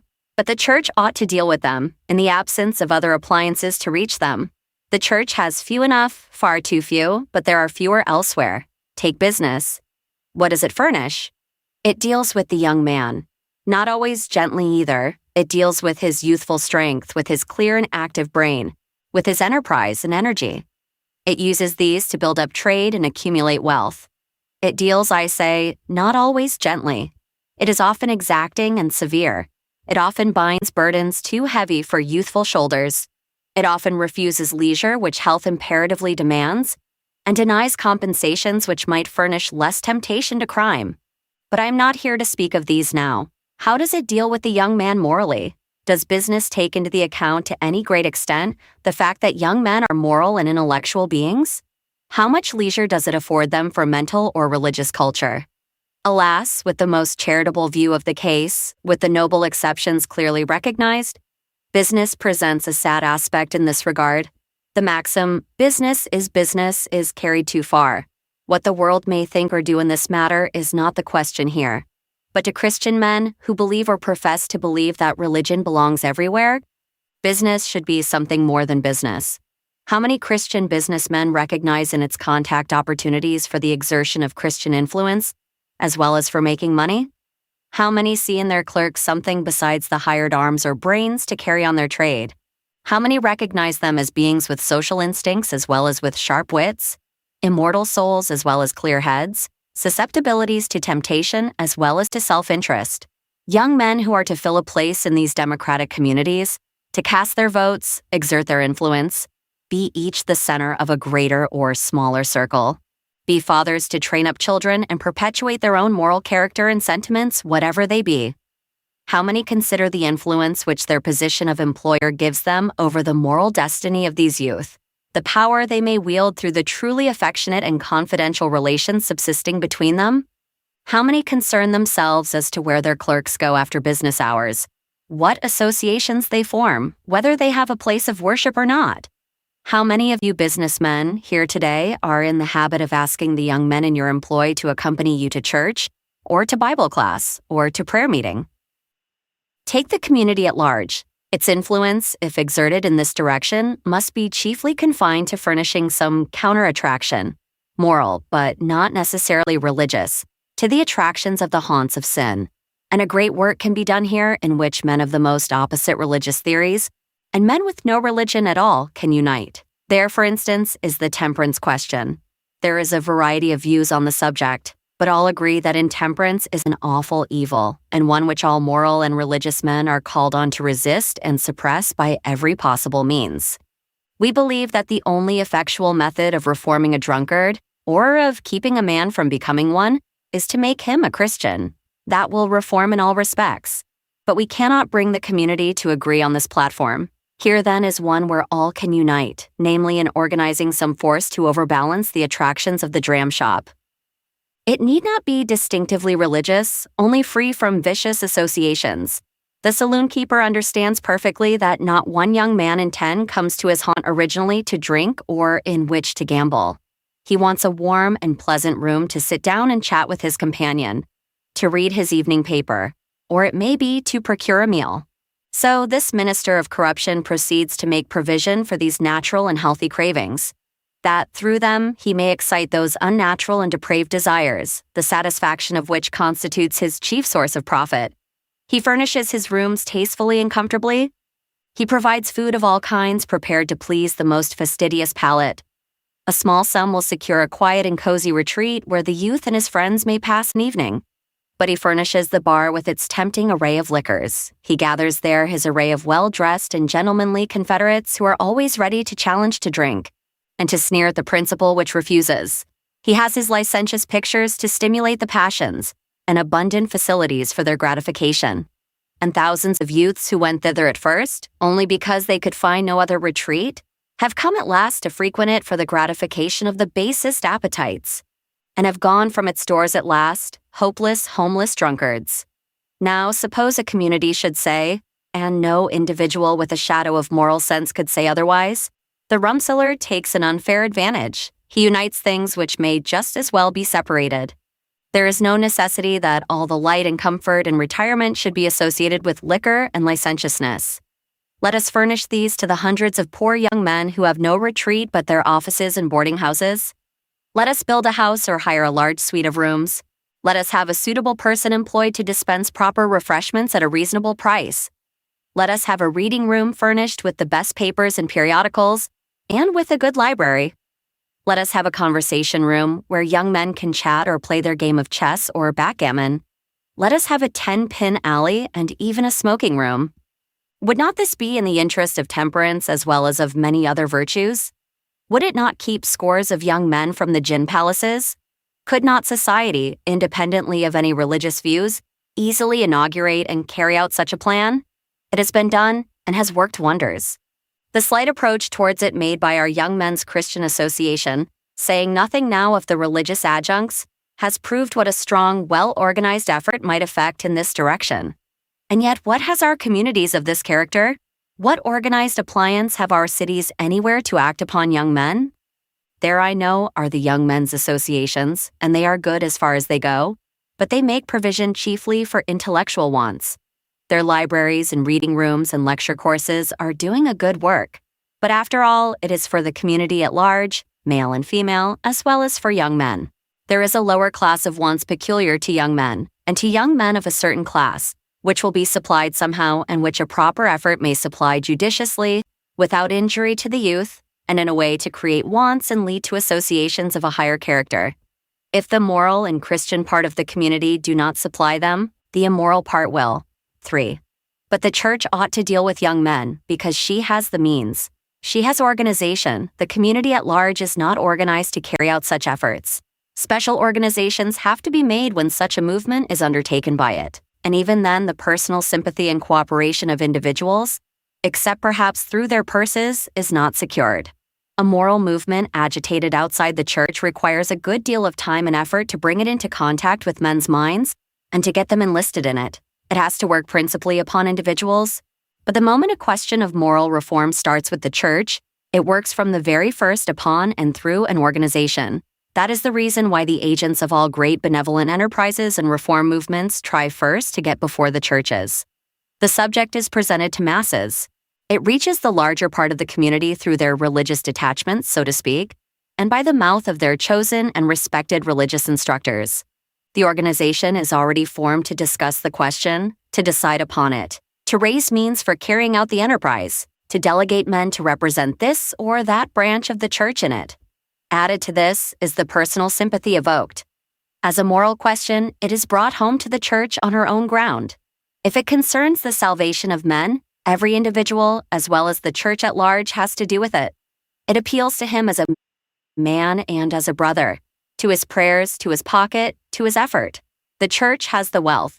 I need only say that the church represents by far the largest proportion of the money of our communities. Take our own city, for instance, and count up our wealthiest men, and you will find that the most of them are not only members of congregations, but also members of churches. 4. The church ought to deal with young men because she represents the only restraining and reforming power. No reform that is not Christian in its essence is radical. No restraint that is not Christian is permanently effective. Other influences are partial in their operation. They modify one side of character. They protect it partially at one or two weak points.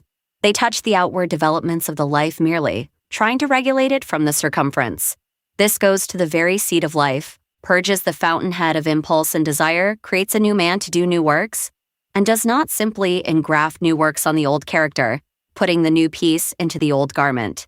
This brings the thought and will into conformity with the law of Christ, and develops the man as a whole, makes him something as well as restrains him from evil. Without this, who can say that any restraint will be effectual, that any memories will be sacred enough, any admonitions forcible enough, any associations attractive enough, any moral purpose strong enough to keep one pure? Alas, the shore of life is strewn so thickly with wrecks of youthful hope and promise. The annals of crime embrace so many youth of noble aims and high attainments, reared under the holiest influences of home and sanctuary, that we may well ask, who is safe? While then, I would not discourage an effort at reform made in good faith by society, yet without any distinctively religious character. While I believe that many such efforts have done good in their sphere, I say distinctly that their sphere is not large enough. Their influence does not reach deep enough. They help reform or restrain certain developments of the life, but they do not inaugurate any positive moral development. Nay, the very fact that many of them are forced, as a condition of their existence, to denude themselves of anything but the most general and vague religious character, makes them incapable of fostering any high moral development. To take the instance cited a few moments since, the community establishes a coffee room, or reading room, or resort of any kind for young men, without the vicious attractions of the fashionable restaurant or saloon. It does a good and laudable thing. Its influence is good as far as it goes, in keeping young men away from worse places. But the moral influence exerted depends entirely upon these outside appliances. In other words, this institution keeps them from evil so long as they can have recourse to it, but does not implant within them a principle which, in the event of their being deprived of this privilege, would cause them to forego their comfort and recreation rather than seek them amid debasing associations. On this point, then, I am avaricious. I want the church to control all schemes of reform. I want them to originate in the church as their only legitimate source, so that in every effort put forth for the protection or restoration or training of youth, the gospel of Christ, the only power which can ever thoroughly regenerate individual or society, may be paramount, so that the effort may be not only a conservative but an aggressive force, winning youth to Christ as well as keeping them away from Satan, creating positive developments of character as well as securing simple safety or harmlessness, narrowing the boundaries of the devil's empire as well as keeping Christ's from infringement. For this reason, I am anxious that instead of its being left for secular organizations to inaugurate such movements, the Church should enlarge her Christian organizations so as to take in and sanctify every force that is requisite to meet the demands of the various characters with which she has to deal. And just at this point, I want to call your attention to a thought which bears especially upon our city churches. It is commonly thought that the city is the fountainhead of all vice, and with some reason, I admit, parents have a traditional horror of sending their sons into large cities. They think they are going into the very jaws of death and destruction. They draw a fearful picture of the gaieties and the temptations of city life. They look upon young men reared in cities with suspicion. They are inclined to regard them all as loose in morals and as taking naturally to sin. Now, I do not believe that, as a rule, young men or any other men are worse in cities than elsewhere. Sin is pretty much the same thing, I apprehend, among grain and trees as it is on sidewalks. Propensities just as vicious, passions just as furious and debased, exhibitions of vice quite as disgusting, more so perhaps because more coarse and pronounced are to be seen in farming districts and in country villages as in cities. The appliances of vice are quite up to the proportion of the population in the former, both in quantity and in quality. A good deal of injustice is done the city in this respect. It is often said that a young man's ruin commences from the time he leaves his quiet country home and goes to the city. But the fact is that, in many cases, the city only completes what was well begun at home, begun in evenings spent in country grocery stores and on the piazzas of village taverns. But there is another aspect of this matter which would perhaps startle those who think that all piety and orthodoxy reside in the rural districts. And that is that the city, as it is, affords far greater encouragements to well-developed piety than the country. And that if the church were fully awake to her duty towards young men, and actually employing all the means afforded her by her wealth, organization, and influence to shield, restrain, influence, and reform them, the city would be the safest place on earth for a youth. If the city is the stronghold of vice, it is in the church's power to make it the stronghold of virtue. For it is admitted that, in other respects, the city affords superior advantages. Young men leave the country store and come thither if they desire to learn business on a large scale. They are obliged to seek the city for large literary opportunities. The great popular literary attractions seldom move out of the track of the cities. Here the pulse of life beats quicker. Men live faster. Thought is more energetic and prompt. The same is in a measure true of religious life. It develops more activity, more benevolence. It invests religious instruction with more attractions and throws more life and power into social worship. Go into such a prayer meeting, for instance, as you can find in scores of churches in our large cities, where the large numbers present augment the sympathy of each with the common object, where thoughtful, practical, energetic men pour into the common treasury streams of fresh, living thought, where the singing is an inspiration, and say what you will. A man will be stirred and stimulated as he cannot be in the thin assemblies of too many country churches, where the minister is chiefly depended on to give interest to the meeting, where the singing is faint and slow. I know God is often in the one place as in the other. I know there is true religious life there and that souls are converted there. But so long as men remain human, their piety will not be insensible to such influences. So too, the influences of the city churches tend more to develop young men. My impression is that in country districts, age is a prime qualification for responsibility. Young men are kept back and not expected to bear a prominent part in religious services until later in life. With us, it is part of our creed to educate young men by responsibility. We love to hear them speak or pray, not only because they bring us good and fresh and profitable thoughts, but because we know that these exercises are developing them into strong men for the future leaders of the church.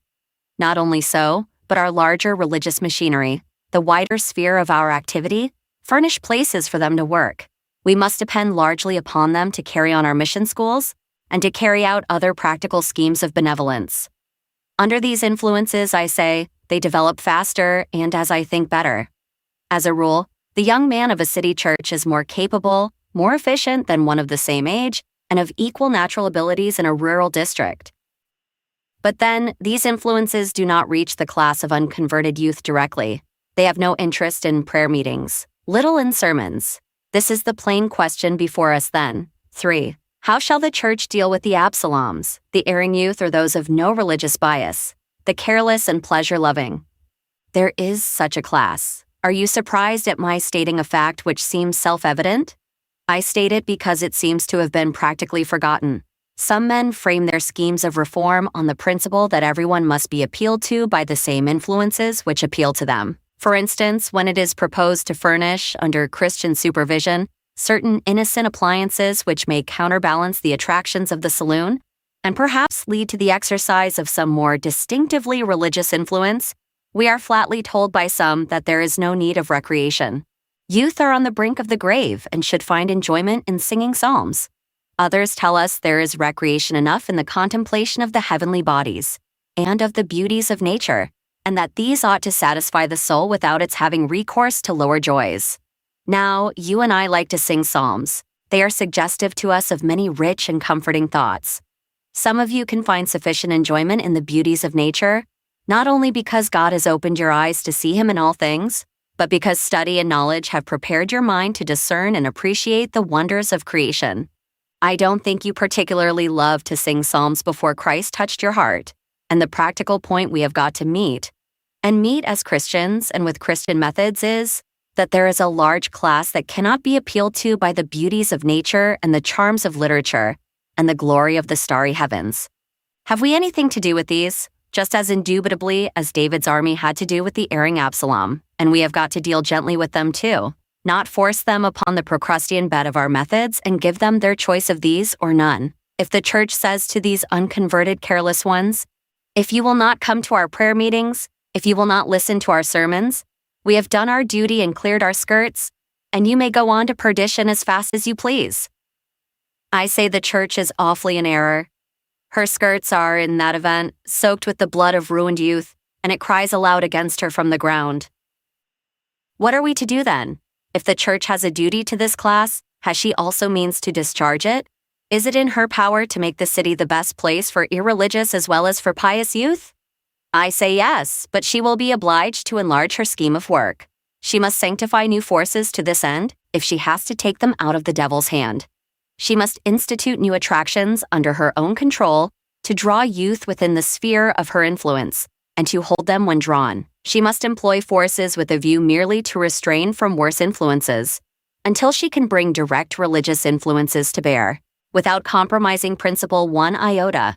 Abstaining from the very appearance of evil, she is nevertheless to press into her service everything that she can separate from low associations, everything that will enhance her own social attractions, everything which will amuse, interest, instruct, to keep these away from the palaces of hell, and to draw them into contact with the influences of the gospel. The wisdom of Christianity is shown in its dealing with men as they are, in reaching them at their own level, and the church will best show her wisdom by not trying to be wiser than her Lord. The mountain will not go to Muhammad, and Muhammad must go to the mountain. We have a variety of characters to deal with, and must use a variety of means. Gather such a band of youth together and preach to them that they ought to be satisfied with the beauties of nature, or with books or the like, and you simply drive them the faster from religious influences and cut every tie between you. Here is one young man who loves books. Let the church give him books. Let him know that he receives this high and pure pleasure from the hand of Christianity. Here is another that loves pictures. Let Christian art adorn the walls, and Christian liberality pay the price. But here's another of a lower grade of culture, not vicious, not specially inclined to dissipation, but finding little interest in books or pictures. Throw him among these higher influences, of course, for they will insensibly educate him. But if a checkerboard or a game of dominoes will attract him and keep him for an evening away from the liquor saloon or the theater, pray tell me why Christian hands should not furnish him these, and a pleasant, quiet place in which to play his innocent game, where no profanity greets his ears, where no bar presents its seductions. Another loves music. Why should not Christian liberality furnish him the gratification of this taste?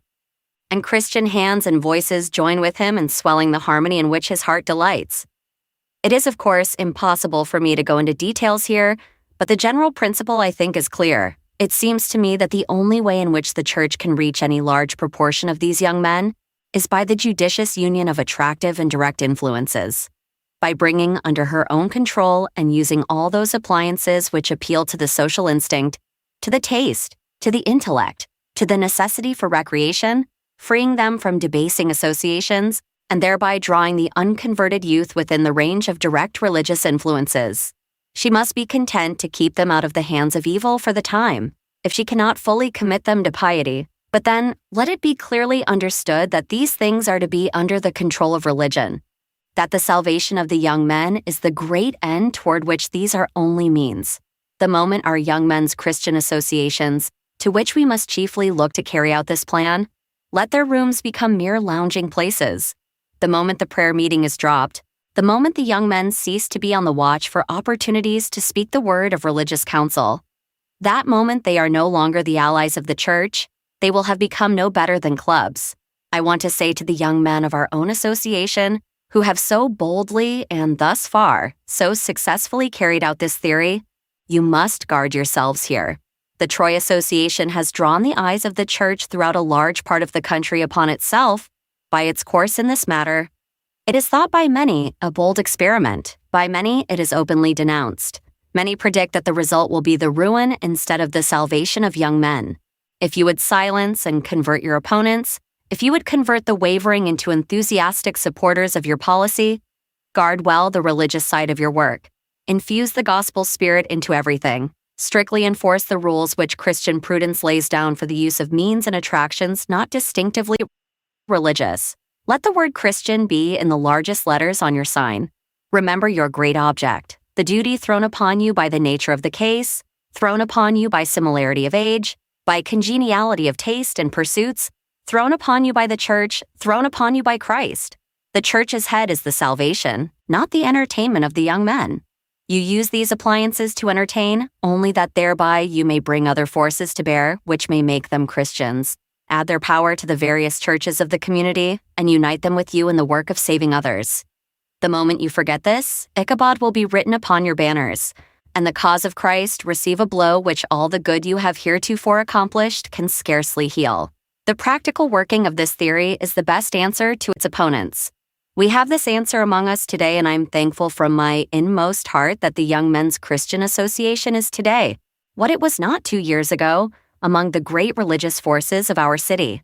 Those who have opposed its later proceedings have some stubborn facts to get round. These facts demonstrate this, that since the Young Men's Christian Association inaugurated the policy of attracting youth to its headquarters, its distinctively religious force has increased tenfold. As one evidence of this, the city missionary says, "Since we entered upon our present plan, a larger number of young men than ever before have been brought to sympathize with me in my work, are ready to sit up with the sick, to visit the needy, to labor for the spiritual good of their fellows. Our rooms have resulted in increasing the effective force of spiritual co-laborers with me, more than tenfold. Last month, the daily prayer meeting from 12 to 1 was attended by an average of 22 daily, mostly young persons, and generally conducted by young men converted under the agency of the association. Some of you remember the old noonday prayer meeting, and to such I need say nothing as to the contrast. The call for this noonday meeting was signed by about 50 young men. The call itself was drawn and circulated by a young man who, 6 months ago, came to our city penniless, was made to feel at home in our rooms, was furnished with employment by the agencies of the association, came to the weekly prayer meeting, was converted, and is now counted among our most earnest Christian workers. Young men are being converted through this agency. I give you one instance out of a number. A young man visited the rooms on Thursday night and was invited with others down to the young men's prayer meeting. He went and was deeply interested, and immediately after the meeting returned to the parlor and was seen earnestly studying a Bible at one of the reading tables. At the hour of closing, some of the Christian young men accompanied him home and urged upon him the subject of personal religion. They followed him up for 2 or 3 days until he gave his heart to God, and he has since been an active co-laborer with the young men in the work of the association. One more incident. A young man came to one of the members of this church some time since, saying, "I came to the city 2 years ago. I was a member of a church at home, but here no man seemed to care for my soul. I have neglected my duty, have sought for no church home, but I was attracted to your rooms. I went to the association prayer meeting.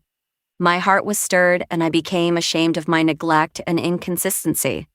And now I want to know when your next communion season is, that I may give my letter to your pastor." I could give you others, but these speak volumes for the value of this policy. And from the bottom of my heart this morning, I say God bless the Young Men's Christian Association, and pledge them my poor efforts and influence and prayers to help forward the work so nobly begun. I know not where to stop. My heart is so full that it seems as if I could spend the day on this theme. But I must stop, and in conclusion I say first to the church, accept frankly the responsibility which God throws on you in the persons of these young men. You are the appointed agency, the proper agency, and the only agency to save and restrain and protect them. You cannot shirk it, especially as city churches. Into these centers of trade and education, God pours the young men, and He asks you and me this morning if we are ready for them. If, while business and education are multiplying their facilities, the gospel of Christ, represented by the churches, is multiplying its facilities to make the city the best place for the education of young men in virtue. He asks these churches if there is nothing significant, no message to her in the concentration of the mass of our young men and the mass of Christian culture, organized power, and wealth at one point. Have these things no relation to each other? Yes, brethren, they have. There is no evading it. The finger of providence points unswervingly to these city churches as the great sources of Christian influence upon young men. Let us not fail to hear these voices. The 10,000 appliances of vice, confronting the church with brazen defiance, or with devilish ingenuity and secrecy sapping the foundations of manly honor and integrity, call to us. Deal gently with the young man. Fathers and mothers, the yearnings of whose hearts you read full easily in your love for your own sons, whose happiness, whose very lives are bound up in the honor and prosperity of these sons and brothers, call to us from their distant homes and quiet villages, and on the open farmlands, call to us with agonizing earnestness. Deal gently for our sakes with the young man. Our community, our country calls to us. Oh, when I look upon society and see what characters ride rampant there, when I look at government and see the awful corruption festering there, when I see how men in power, from the chief magistrate of the nation down to the humblest postmaster, will sell their souls for party and betray their country to its enemies through lust of power, or something else, God knows what. When I see drunkenness holding high carnival in the nation's capital, reeling in the seat of the president, and retailing its maudlin declamation before a sickened country from Washington to Chicago, I can only turn to God and the future. Our only hope is in the work of the Christian Church through all its agencies, social, ecclesiastical, and educational, molding out of the glorious material so abundantly at its disposal, a band of men who shall convert the seats of power into seats of righteousness, and make government and purity synonymous terms. The young men themselves appeal to us.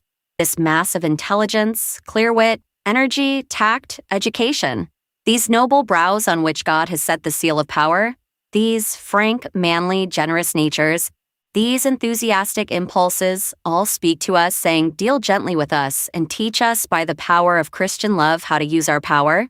They speak to us and warn us against letting so much power and energy and culture be turned against us or left to hang as a drag on our wheels.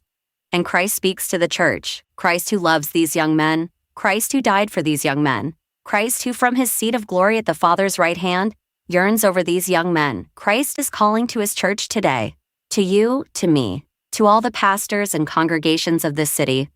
Take care of them, deal gently for my sake with the young men. Christian young men, you have heard the call, and in some sort are obeying it. In proportion as you have not feared to use the range of gospel agencies, in proportion as your love has been kindled for the souls of these youths, and your hands and tongues have been devoted to this end, God has blessed you. Go on as you have begun. Go on not defiantly, but firmly, boldly, prudently. Dare to be singular if it will compass your end. Take the word of God as your highest authority. Use no means that is not sanctioned by it. Use none of doubtful expediency, but enlarge the range of your agencies. Rest from the devil attractions which belong to you rather than to him. Leaven them. Separate them from the debasing associations with which sin has identified them. And in the name of Christ your Master, set up your banners, rally your forces, and join the churches in their work of salvation. And you, unconverted young men, one word to you. For your own soul's sake, for the sake of your best interests, for the sake of the parents who love and hope in you, for the sake of your country, for Christ's sake, deal gently with yourselves. Remember, the only true manhood is Christian manhood. No restraints which the church can throw round you will ensure your safety against temptation. No strength of resolution on your part will keep you pure if you be not the children of Christ. Come to Jesus. Come this very morning. Come and learn of him. He will deal very gently with you. His yoke is easy, his burden is light. The life he gives you is full of the highest impulses and of the purest enjoyments. A living spring of water, and the eternal rewards he promises are such as eye hath not seen, nor ear heard, nor the heart of man conceived. As pastors, we can no longer evade this question. Our people are hearing, reading, and being influenced by discussions of the subject in various quarters. Obviously, we must not let our congregations form their conclusions on so important a matter, independently of their chosen spiritual guides. The word of each pastor will carry with it, in most cases, a weight which can attach to no other's word. Let us see to it that we separate ourselves, as much as possible, from prejudice in our examination of this question. Let us face the facts fairly and inquire what provision is furnished by the gospel to meet them. We have nothing to do with any other consideration. Whether the gospel principles and methods applicable to this case appear to us safe or unsafe, we have no right to advocate any other. We have no right to be silent. What are the facts? 1. The youth as a class are vitally important to the church and to the state. Our work as Christian teachers reaches beyond our own generation. We owe to the future the proper training of the men and women who are to mold its destinies. The present youth are the future leaders of church and state. How they shall lead them depends very much upon us. These truths are self-evident. 2. They are exposed to peculiar dangers calling for special effort on their behalf. Special efforts are being made to ruin them. The self-interest of vice is interested in this work, for to youth its appliances look chiefly for support. As one has happily expressed it, age has few passions to which profligacy can appeal, and the proselytism of decrepitude in years are enlistments of little value. The withdrawal of young men from the rolls of the intemperate and licentious would leave 2/3 of the drinking saloons and brothels bankrupt. The passions to which these appliances appeal are such as are most active and dangerous in youth. They offer the freedom and license which youth loves. They throw off the shackles which youth hates. Our cities and villages swarm with traps set expressly for them. Thousands are freely expended to invest the bar room and the gambling hall with the cozy attractions of the parlor. The harlot's palace opens wide its doors. The public ballroom displays its fascinations. Dissipation draws round itself the attractions of wealth and taste and fashion, and in its splendid clubroom secures for itself the pleasures which expediency forbids it to seek more publicly. Vice literally flaunts its banners in the face of the public. But a few days since I saw from my window a banner carried through the streets, blazoned with the name and attractions of one of the vilest fashionable groggeries in the city, and preceded by the music of a drum and fife. The snug retreat, known only to the initiated few, where licentiousness and drunkenness are secluded and thousands lost and won, was never more popular than now. Practice decoys lie in wait for the daughters of our families, and the whirl of general society in which so many of them, at a tender age, are madly revolving night after night, is no poor preparation for the fatal success of these wiles. Young girls who come from quiet country homes to seek employment, cast adrift on these surging tides of life without a friend or an advisor, readily fall victims to the wiles of young seducers whose social position ensures their security. In a certain city, I was informed not long since of one keeper of a fashionable brothel who had removed her trade, because it was too largely usurped by victims of this class to render it any longer profitable. Young men, too, are coming to the cities in crowds to engage in business or study. They must have society and recreation, and the votaries of vice are sparing neither pains nor expense to give them abundance of both, fraught with ruin to soul and body. Without going outside of our special sphere as pastors, viewing this subject solely with reference to the youth of our congregations, as in common with others subjected to these and other temptations, what ought to be our influence in arresting and counteracting these evils? It ought to be second to none but parental influence. If the name pastor mean anything, our position as the chosen religious teachers of congregations ought to give us free access to every household in our flocks and the strongest influence over the youth whose moral training we directly or indirectly shape. We ought to be not only respected and reverenced, but so loved as to be the familiar advisors and confidants of the youth of our charges. Our word ought, next to the parents, to have weight in turning them from improper courses and associations, and in keeping them from such. Moreover, our influence ought not to be merely restrictive and admonitory. We should be sufficiently in sympathy with them, familiar enough with the demands of their age and with the best means of satisfying them, to be able to offer positive suggestions respecting their employments, recreations, society, reading, and the like. If we sustain proper relations to the youth of our charges, they will be as likely to refer such questions to us as matters of theology or practical morality. Now, the question of the amusements of our youth is as good a test question in this matter as we need ask. What, then, is the influence of the clergy at large in regulating the diversions of the youth? I appeal to the experience of the mass of ministers, not with the few special friends and admirers, which most of them have among the young people of their congregations, but with the mass of the youth. I appeal to those judicious, far-seeing Christians who are wont to observe carefully the tendencies of society, if this influence is not a comparative nullity, in a question which, perhaps as much as any other, concerns the welfare of our youth, which has the most vital relations to the attractions of home, which will enter, whether we may think it right or not, into the considerations which influence the choice or rejection of a religious life. At a point which the ministers of vice are fortifying most strongly, wresting the best diversions to themselves, striving to make them peculiarly their own, and to invest them permanently with associations which shall exclude them from Christian homes. Here I say, the Christian Church, the appointed regulator and instructor in the ethics of amusement, is, to a great extent, at open issue with her own intelligent youth, and practically powerless to execute her own decrees. It is well for us as ministers to look this fact squarely in the face and to call things by their right names. How many pastors are in the confidence of their youth with respect to the amusements of the latter? Is not the fact rather that there is a tacit antagonism recognized between the youth and the clergy on this subject? An antagonism growing too, every year less tacit and more avowed?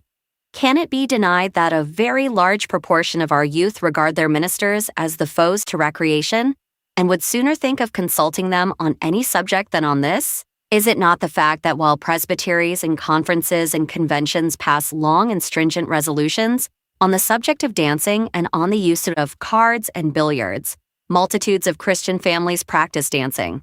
Scores of them may be found playing whist at their own firesides, and scores more with their billiard rooms fitted up in their own houses?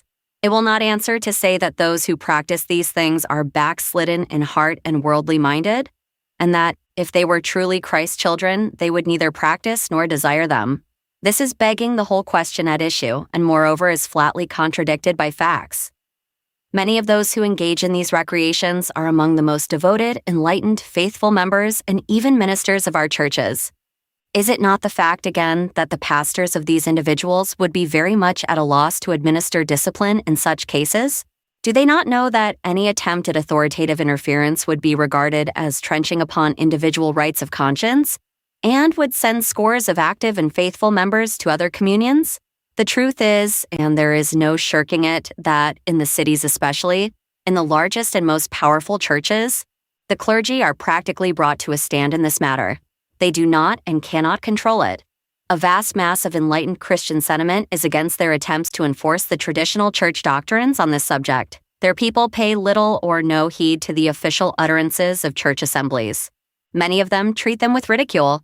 There is no denying these facts. Hundreds of pastors are painfully impressed with them. The church's position in this matter is most humiliating. What then is the course of the clergy? Some of them are more than half persuaded that the more liberal view of their people is correct. They fully sympathize, perhaps, with that view, yet they remain silent. They cannot conscientiously reprove. They refuse to come boldly forward and define their position for fear of awakening prejudice, or for fear their views may be misunderstood or misconstrued.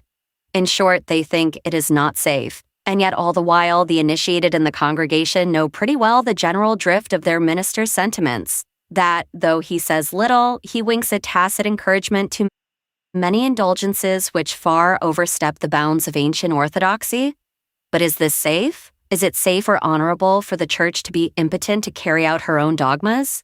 Is it safe for her to be under the charge of inconsistency from the world because her statute books and the practice of her members are at open variance? Is it safe for the views of an influential Christian teacher to be known only generally and vaguely, that his church and the world may draw undue license therefrom? If he is convinced that the church has been mistaken in this matter and has in past years committed herself to undue stringency, is it safe to let the error remain untouched and going on working its pernicious consequences? If the gospel teaches a larger liberty, a broader conception of Christian living and Christian enjoyment than the church has preached, has that minister who conscientiously believes the fact any right to withhold the truth because he deems it unsafe, and to let a falsehood as he believes gain currency and power, and forfeit, moreover, the attraction presented to a sinful world by his more cheering and liberal conception of Christ's teachings? Not safe. Will not God take care of his truth? Doubtless men will misconstrue it. Doubtless they will wrest the preaching of gospel liberty to the confirmation of worldly license. But the greater the danger of this, the more reason why the truth, the whole truth, should be proclaimed loudly, boldly, distinctly, frequently. When the water is first let into a reservoir, it is apt to be very muddy, but that is no reason why the reservoir should remain dry forever. The water will settle by and by, and the whole people be refreshed. If there is truth in these more liberal views of amusement, it is in vain for religious newspapers to shirk the discussion of the question. It is in vain for influential ministers to beg young men's Christian conventions not to raise it. It is in vain for the pulpit to preserve a discreet silence. The thing will out. The truth will stay swathed in no cave in the rock. The things that have been spoken in the ear in closets will be proclaimed upon the housetops. The Christian public will the sooner attain correct views on this subject through free discussion. If the thing be not of God, it will sooner come to naught through this process than through any other. But by their love for souls and by their sworn loyalty to God and truth, let the clergy run the sword of the Spirit through and through this matter, that the world may know the truth and detect the falsehood. It is confessed by some that they have given the subject no attention. They have accepted the traditions of the church as they found them, have preached and have tried to enforce them, or else have settled down upon the assumption that the matter is of minor importance.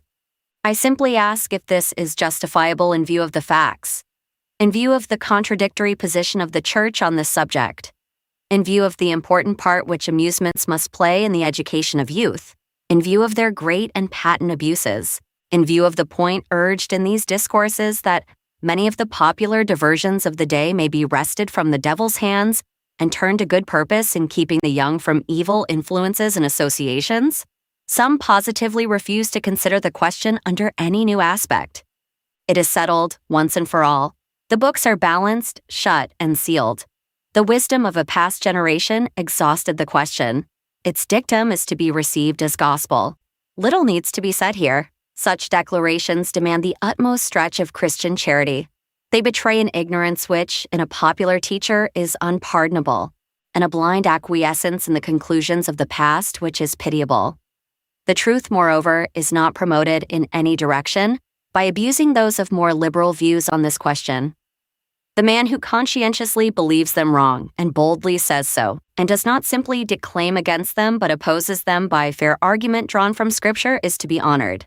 I would there were more such, but it will not in the least tend to conciliate favor for the more stringent aspect of the question, for its advocates to cast slurs upon the sincerity and piety of those who differ from them, to announce them as corrupters of youth, enemies of the church, underminers of pure religion, and the like. The day for this has gone by. The best men may differ even on this question, which some think so firmly settled, and the liberal view of this subject is supported by too many shining names in the Christian ministry, by too large a mass of Christian devotion and consistency and learning and intelligence, to entitle such assertions to any notice whatever. The want of Christian charity which leads one public teacher to asperse his brother's Christian consistency and purity of motive upon such grounds is at least as reprehensible as the holding of liberal sentiments on dancing or billiards. Once more, the pulpit, in some places, though alive to the importance of the subject, is holding sternly by its old, stringent views. It is laying down the law authoritatively, decrying as sinful all but a very limited allowance of amusements. The results of this policy, so long and so thoroughly tried, are before us. With all this preaching, the prevalence and variety of amusements steadily increases. Year after year, such utterances of the pulpit fall with less weight. Year after year, the character and standing of those who openly set them at defiance renders it more and more difficult to back them by discipline. The clergy are not gaining ground with the youth. Hundreds of the latter, repelled by this teaching, are tearing themselves away from the churches of their fathers to unite with folds where a more liberal gospel is preached. A prominent merchant of the Methodist Church, a man whose name is known in both hemispheres, wrote me not more than a month ago, "The teachings of my own church on the subject have had the effect to drive nearly my whole family into the Protestant Episcopal Church. It is sometimes said, 'Let them go. We are better without such.' We do not want members who will not relinquish these suspected amusements. We do not want halfway Christians, conform to the world, trying to hold fast to pleasure and secure heaven at the same time. But such statements do not fairly represent the case." Again, the whole question is begged. Many of those who refuse to conform to the Church's dicta on these subjects care nothing whatever for the amusements in question. The matter is entirely one of principle. They leave our churches, not because conscience is relaxed, but because it is acutely sensitive, and because they would keep it unsullied. The above method of putting the case assumes that all the conscience is on one side, that, while it operates strongly to condemn, it cannot possibly operate to approve. Many of these persons resort to other communions, because they are too honest to compromise with conscience, because they cannot see these questions in the light in which their own churches present them, and rather than go to God's altars with even an implied falsehood upon their consciences, or embrace the alternative of remaining outside of Christ's fold, They will sever lifelong ties, entwined with some of their dearest and tenderest recollections, and go alone with their conscience and their God to altars where no such tests are imposed. And in these new associations, they bear themselves with all Christian fidelity. They bring forth rich fruits of grace. They walk humbly and consistently with God. They are exemplary fathers and mothers. They are liberal in their gifts to the cause of Christ and active in promoting schemes to advance it. Our churches have been driving away such men and women as these who would have been their ornaments and bulwarks, because they have sought unduly to constrain Christian conscience on these subjects. Worse than this course is keeping youth away from all church communions, away from Christ. Few pastors have not received this answer when urging young persons to come to the Savior. If I become a Christian, I must be very solemn. I must repress my lightness of heart. I must relinquish all my cherished enjoyments. Admit that these views are greatly exaggerated, as doubtless they are. The question forces itself upon us. Why do we meet such views so often? Why are they so generally prevalent among our youth? Why does the immense amount of preaching, forcible, eloquent preaching, on the comforts and joys of a Christian life produce seemingly so little impression upon them? Why is it that they persist in regarding Christian joy as a sickly, stunted thing, and religion as the enemy of all light and hilarity and taste and freedom? Is all this result of native depravity? I cannot believe it. I cannot dissociate a large measure of this most lamentable result from the old teaching and practice of the Church on the subject of recreation. It is of no use to preach to ardent, active youth that Christianity is a religion of joy, unless they see some joy brought out of it besides mere smiles and a class of recreations, which to them, as a class, are insipid. To them, Christian cheerfulness appeals as being less cheerful than any other kind, as a sort of mild, repressed gaiety from which their quick sensibilities and stirring blood revolts. They feel that in the church they must be cheerful only in the way the church directs. Those ministers, they reason, can be very cheerful and even laugh uproariously over a discussion on decrees. But what do I care for decrees? Those elderly Christians can be cheerful in a quiet conversation on politics or on the church.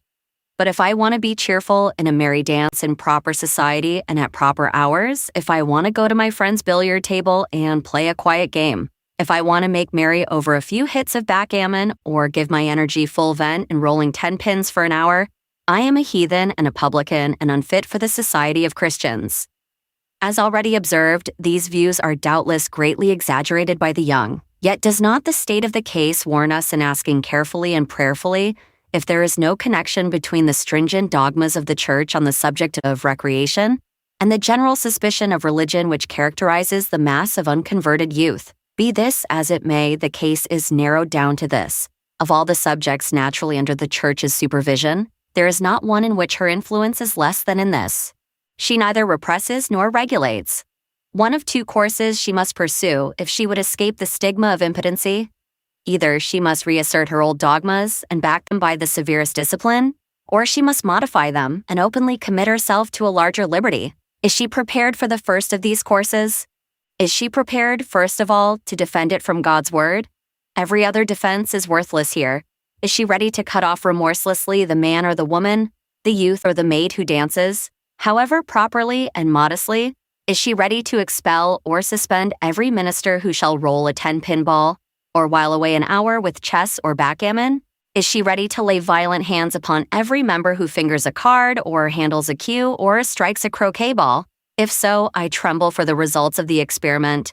She will pause before she undertakes this course, or will she openly confess to undue stringency in the past and write a new motto upon her banners? More abundant life. Here what seems a formidable objection is often preferred with great confidence. Grant that these more liberal views are correct, still public sentiment is not yet such as to make it safe to promulgate them. The argument, both in its character and result, very strongly resembles that which used to be such a favorite with the advocates of slavery. The Negro is not fit for freedom. It recoiled on those who advanced it, who made the Negro unfit for freedom, but those who held him in bondage until his imbruted nature ceased to prize or to desire liberty. Similarly, I say, if there is such a state of public sentiment, why is it so? How came this thing there? Who is responsible for a state of sentiment in the Church which makes it inexpedient to declare the plain teachings of Christ on any subject? There can be but one answer. The responsibility lies between the Church and the world, and the world surely has not done it. The Church herself has made this sentiment, has created the factitious conscience, has awakened the morbid sensibility, by preaching on this subject a theory which shrivels at the touch of Christ, and which she has clearly shown her inability to carry into practice. And the fact that such a sentiment exists, so far from calling for silence, is the strongest of all reasons why the Church should speak out with a voice of thunder and set herself right with the vast mass of conscience which she so powerfully influences. Would you then, says one, free this matter entirely from the restraints of the Church? By no means. On the contrary, I am calling upon the Church to regain influence which she has forfeited. I am pleading for a regulation of these things by the Church which does not now exist. Indulgence is going too far in the Church itself, but from her present standpoint on this question, the Church is, from the very nature of the case, almost powerless to regulate. Assuming that the recreations in question are evil and only evil, she must not regulate. That would be compromising. She must crush. Hence the matter resolves itself into a war of extermination on both sides. Either these forms of amusement must be exterminated from the Church, or they must get the upper hand of the Church's statutes, in which case the Church has no law for them. She has only provided for destroying them, and failing in this, must stand and see them run riot in her very courts. I would not have the Church compromise one hair's breadth with sin. Better that she should err in excessive stringency. But I would have her gain a new vantage ground by being simply true, and not proclaiming unmixed evil, where evil and good are blended in liberal proportions. By not undertaking the task of extermination, where her duty is that of discrimination. The moment she begins upon the principle of analyzing these mixed elements, casting only the bad away, and using, developing, and enjoying the good, that moment she mounts to a point from which she can regulate any matter which falls under her jurisdiction. And to be thus true, she must go direct to Christ. His word and example are conclusive, and we may safely preach what we find there. Do we find any such principle of repression as the Church has preached for years past?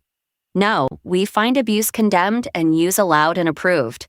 The Savior is at the hilarious merrymaking of the marriage, contributing to the festivity. His own parable is on record, bidding men put the gospel into all the forms and developments of life, to refine and fit them for human enjoyment. The long list of exceptions with which men are forbidden to bring the gospel, leaven into contact, has been added by men, not by Christ. He was condemned for the very same reason for which hundreds condemn a so-called liberal Christian today, because he used the world which other men used, and thought it not necessary to abstain from use because others abused. These teachings are there if anything is there. They are for all time. The conditions of no age can justify Christians in refusing to preach and to apply them just as they stand. 9/10 of the really sinful indulgence over which the Church is mourning today is simply because of the failure to do this faithfully, because good men have been startled by the magnitude and power of evil and have been too timid to meet it with methods which seem so slow, and which even gave room for the charge of compromise. In being wiser than our Lord, the Church has drawn the reins too tightly, and the results speak for themselves. Much is said about expediency, and Paul's words about meat offending his brother have been saddled with more burdens than any 10 other passages of Scripture. But after all, the result proves simply this, that it is always most expedient to follow Christ implicitly. I would, moreover, that the Church in dealing with this question would consent to meddle less with its details, and leave them more where they properly belong, with the individual conscience. No one man can decide these things for another. No man has a right to insist that his standard of expediency shall be his brother's. Where God's law is explicit, both are bound alike. When it throws a decision upon conscience, neither has a right to complain if the paths diverge. Both paths may not be right, but to his own master shall each traveler stand or fall. The Church indeed can do better than to busy herself with such details, or to speak more correctly, she can deal with them much more successfully by shifting her point of power from the circumference to the center. Her duty in this case will be very much simplified and lightened if she will give more attention to the springs of Christian life, to the conformity of the heart to the mind and will of Christ, to fostering an enthusiastic devotion to Him. Then these details and distinctions will mostly take care of themselves. The Church has lacked faith in the regulative power of this principle, and has sought to supply its assumed defects by innumerable special provisions. And the consequent tendency of this course has been to fetter Christian individuality. and to insist that love to Christ should express itself only in such modes as the Church might prescribe. Hence the sentiment often expressed, a true Christian will have no taste for these things. But here again, the whole question is begged. You do not know, you cannot know what affinities a Christian life may develop. All that you can with any confidence assert is the general fact that he will love all that is good, acceptable, perfect, and hate all that is essentially evil. As to other matters, things whose moral value arises entirely from circumstances, a love to Christ as sincere and as ardent as yours may lead him in a direction the very opposite of yours.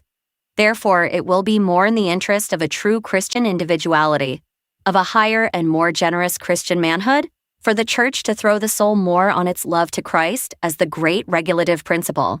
Let her probe the hearts committed to her deeply for this. Let her strengthen this sentiment by every possible safeguard. Let her urge her members earnestly to higher attainments in this, and her difficulties in the regulation of the amusement question, and of every similar question will, in a great degree, disappear. Her courts will be full of the richest developments of grace, the most varied activities, the most glorious examples of that wondrous unity in diversity which Christianity alone displays. Might not the Church, moreover, profitably ask herself if there be not a positive duty toward these much abused things, as well as a privilege of letting them alone? If a thing has good in it, does Christ teach that our duty to it is discharged in letting it alone for the sake of the evil mixed with it? That is the easier way, I know. It is a good deal easier to throw overboard good and evil together than to separate them carefully and to develop the good into a power.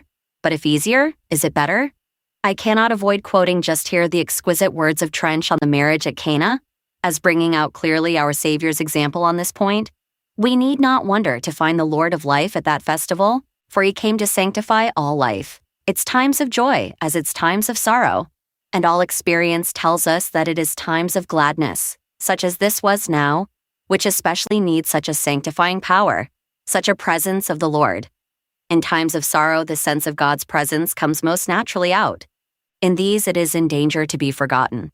He was there, and by his presence struck the keynote to the whole future tenor of his ministry. He should not be, as another Baptist, to withdraw himself from the common paths of men, a preacher in the wilderness, but his should be at once a harder and a higher task, to mingle with and purify the common life of men, to witness for and bring out the glory which was hidden in its every relation. To the same purpose are the pertinent words of Alford, to endeavor to evade the work which he has appointed for each man by refusing the bounty to save the trouble of seeking the grace, is an attempt which must ever end in degradation of the individual motives and in social demoralization, whatever present apparent effects may follow its first promulgation. A terrible responsibility you're taking on yourself, say some to the writer. Youth are going to perdition on your authority, pleading your word and example as a Christian minister. I have only to say I fear not to meet such before the highest of all tribunals. If any man shall, after carefully reading these 4 discourses, say that they give his worldly heart full license to indulge its will, I tell him to his face, he is either a fool or a hypocrite. Not proudly, I trust, but in humble reliance upon him for whose sake every line has been penned, I bow my shoulders to every morsel of responsibility which the utterance of these truths involves. No youth will go to perdition on their authority, if he shall infer the right to abuse from a plea for moderate Christian use. His perdition be on his own head. The truth I have uttered shall condemn him. If I err, God will bring this thing to naught. And I, who have erred in good faith and with an honest conscience, shall be dealt with by a tender Savior as lovingly and leniently as I believe he will deal with those who, with equal sincerity and zeal, may possibly have erred in so presenting to youth a gospel of light and joy and freedom, as to make some of them prefer the risk of perdition to embracing it. The end.